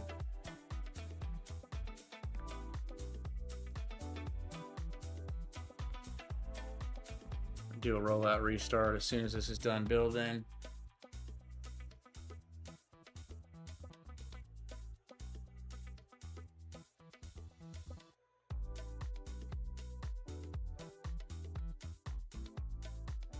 And guys, please like, subscribe, and follow. It helps a lot, helps push out the content to new people. If you're interested in vibe coding, interested in some discussion around some of the major things happening with AI, or interested in gaming, we're also doing some old school RuneScape in the background. We're going to be looking into the RuneLite open source ecosystem and maybe seeing if we can make some contributions to a plugin or build our own plugin.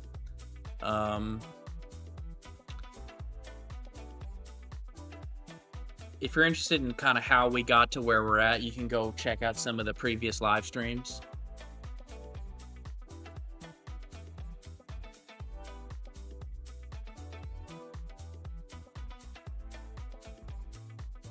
Just waiting for this Docker image to build here.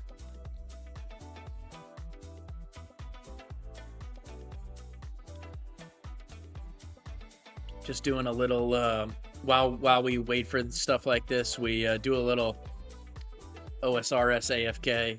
So I'm in the Santa outfit right now, just chopping some wood. Okay, looks like the build is pretty much done. Cool. Okay, let's go ahead and do this rollout restart.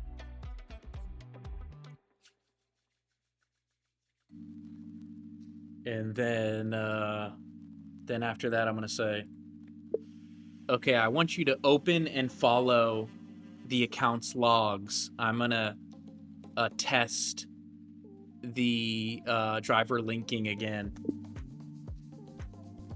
So let's wait for this to finish. I guess I can just hit enter and it'll queue it up, which is cool. I love how cursor, if you tap that enter twice, it just pushes it in. It's Codex doesn't do that. I have to do Control C to like kill the terminal line and then press enter again. I'm gonna see if anyone has chatted on X, guys. I need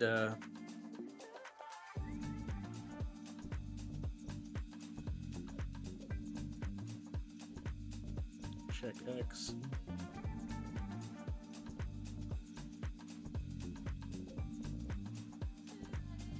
Wait, what? User aborted request. I don't remember doing that. Did I do that?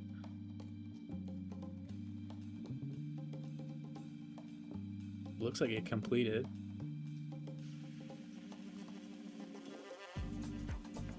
Nice. Okay.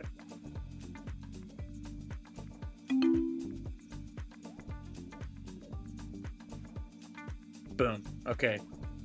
Hey, man. Hey, Goggin.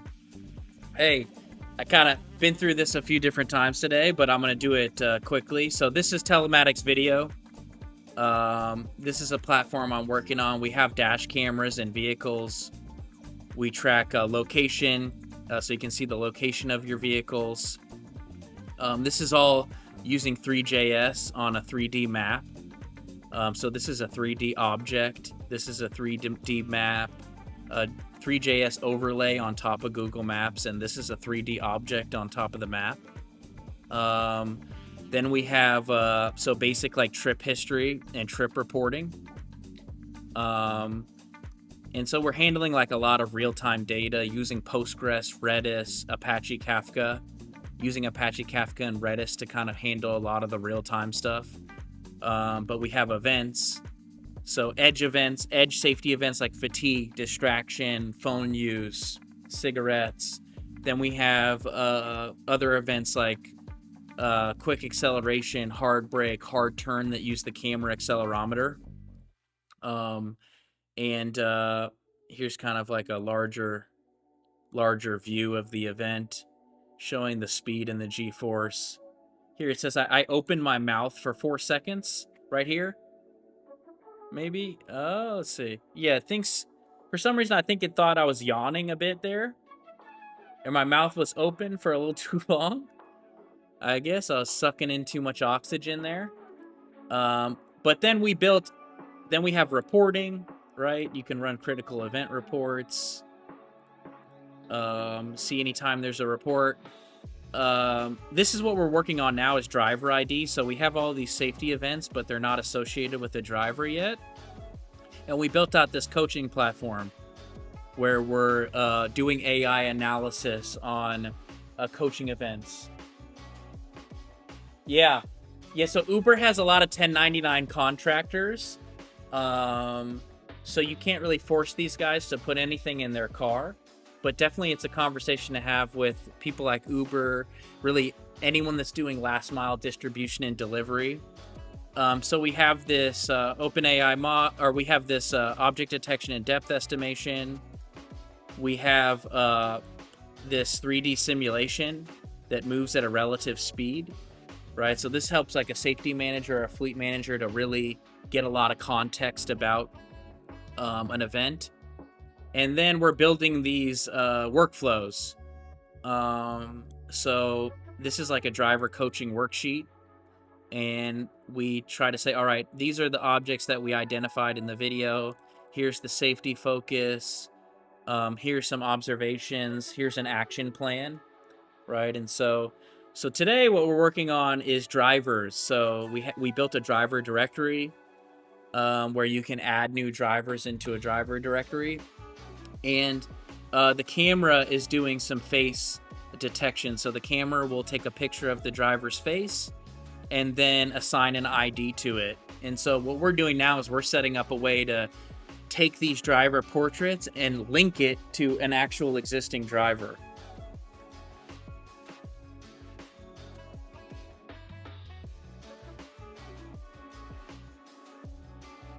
So now what I'm going to do is I'm going to go to inspect. I'm going to go to network. And we're going to try and link this again to our driver that we added, Santa Claus. Yeah, so this idea, so again, I started off as like a reseller in this industry, ended up seeing an opportunity to build out a platform. And I saw kind of where the industry was headed towards video. Right, so then we saw an opportunity with telematics video, really, where you have a camera, but it's also a GPS tracker and does telematics stuff too. Then, one of our hardware partner that helps manufacture the hardware in South Korea,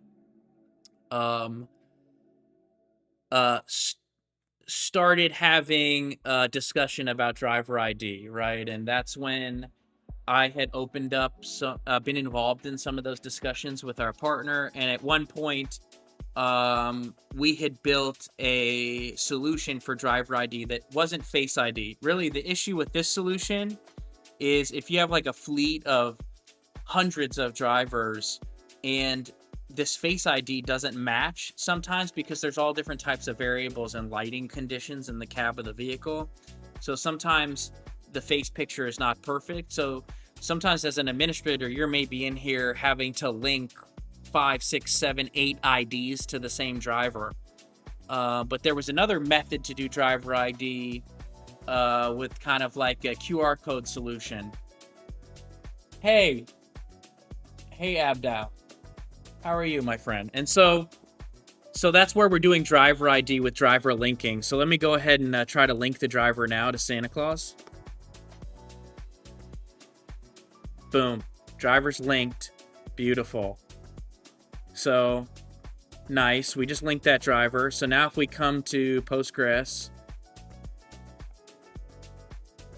and we go to this table, driver UUID links. Let's say select star from driver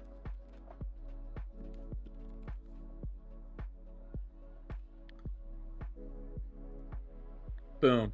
So we just linked a driver ID, and it's inside of an organization, and nice. So the driver UUID linked to the driver ID. Hey, Abdal. Yeah, so I have previous live streams. If you want to go look, I'm going to put them all into a playlist so it's easier for you to follow. But I'll do that probably later today or tomorrow. We'll kind of get these videos in a playlist so you can go start watching them and see how I got here. But I just did all of this. So we did a few things. So we added in a new navigation item. And the interesting thing about this navigation item is we're using permissions to do this, right? So if I come to organization, so we built out this new page called drivers, or driver directory and identify drivers. And we built a permission system, right? So you have organizations, then you have accounts that live inside of the organizations, but one of those accounts is an administrator. The administrator account has an admin dashboard that looks like this, and they can enable or disable permissions for different reports or different items in this navigation bar. So depending on what permissions that account has enabled, we're dynamically generating this navigation bar. So we're able to get that done and add this new page. Then we got all of the CRUD operations done. And actually, you know what? Let me just pull up. This is the plan that we worked on, actually. So what did we do? So we, interesting. Can I see the? Okay. So we created a new table. Right? We built out a schema. We had to create a new table to enter in drivers. We had to create a new driver linking table. Yeah, I've been building this project for a while now. But recently, I've been really aggressively vibe coding. And that's when I thought, this is such an amazing transformation that's going on right now in this space that I figured, I have to live stream this, right? Just to share the knowledge and also try to build a community. One of the things I'm going to do too is eventually get that Discord set up, kind of waiting for the audience to get a bit bigger. And then gonna drop that Discord link so we can all join and kind of build a vibe coding community. You can share what you're working on. We can talk about it together and talk on stream and off stream. So we built these tables. Then we built out the backend account service, and we used the planning mode in Cursor to do this. So then I built out this CRUD, and so this was like the API queries, right? So to get drivers, to put drivers into the database, to fetch unlinked drivers, to, after you link the driver, to push the linked driver into the database. And so then we built out the front end view, right? So that driver management screen that you see. So we got driver directory where we're adding drivers. And then we have the identify driver screen where we pull in all of our driver events, and then we link the driver to this portrait, right? And that way, and I don't think we did it, but the idea is now when I run a critical event report, and I haven't finished this part yet.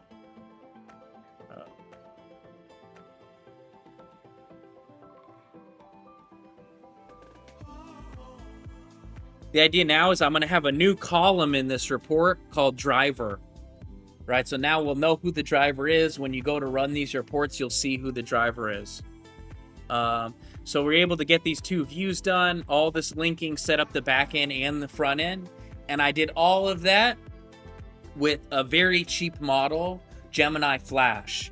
So Gemini Flash, I mean, it's incredibly, if you compare it to like the cost of Opus or some of the larger models, especially the models from Anthropic, you know, it's incredibly inexpensive, and we're able to get a lot done. It made some mistakes along the way, but it worked pretty good.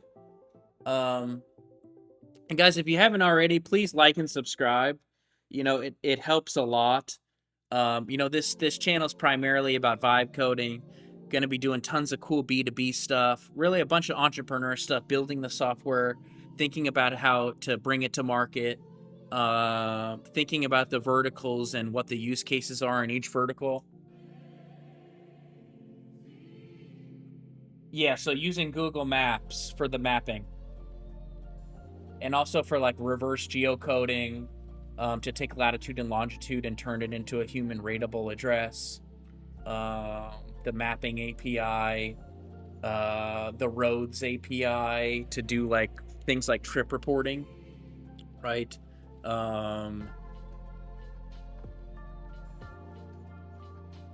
So like using like APIs to help snap these trips to the road, right?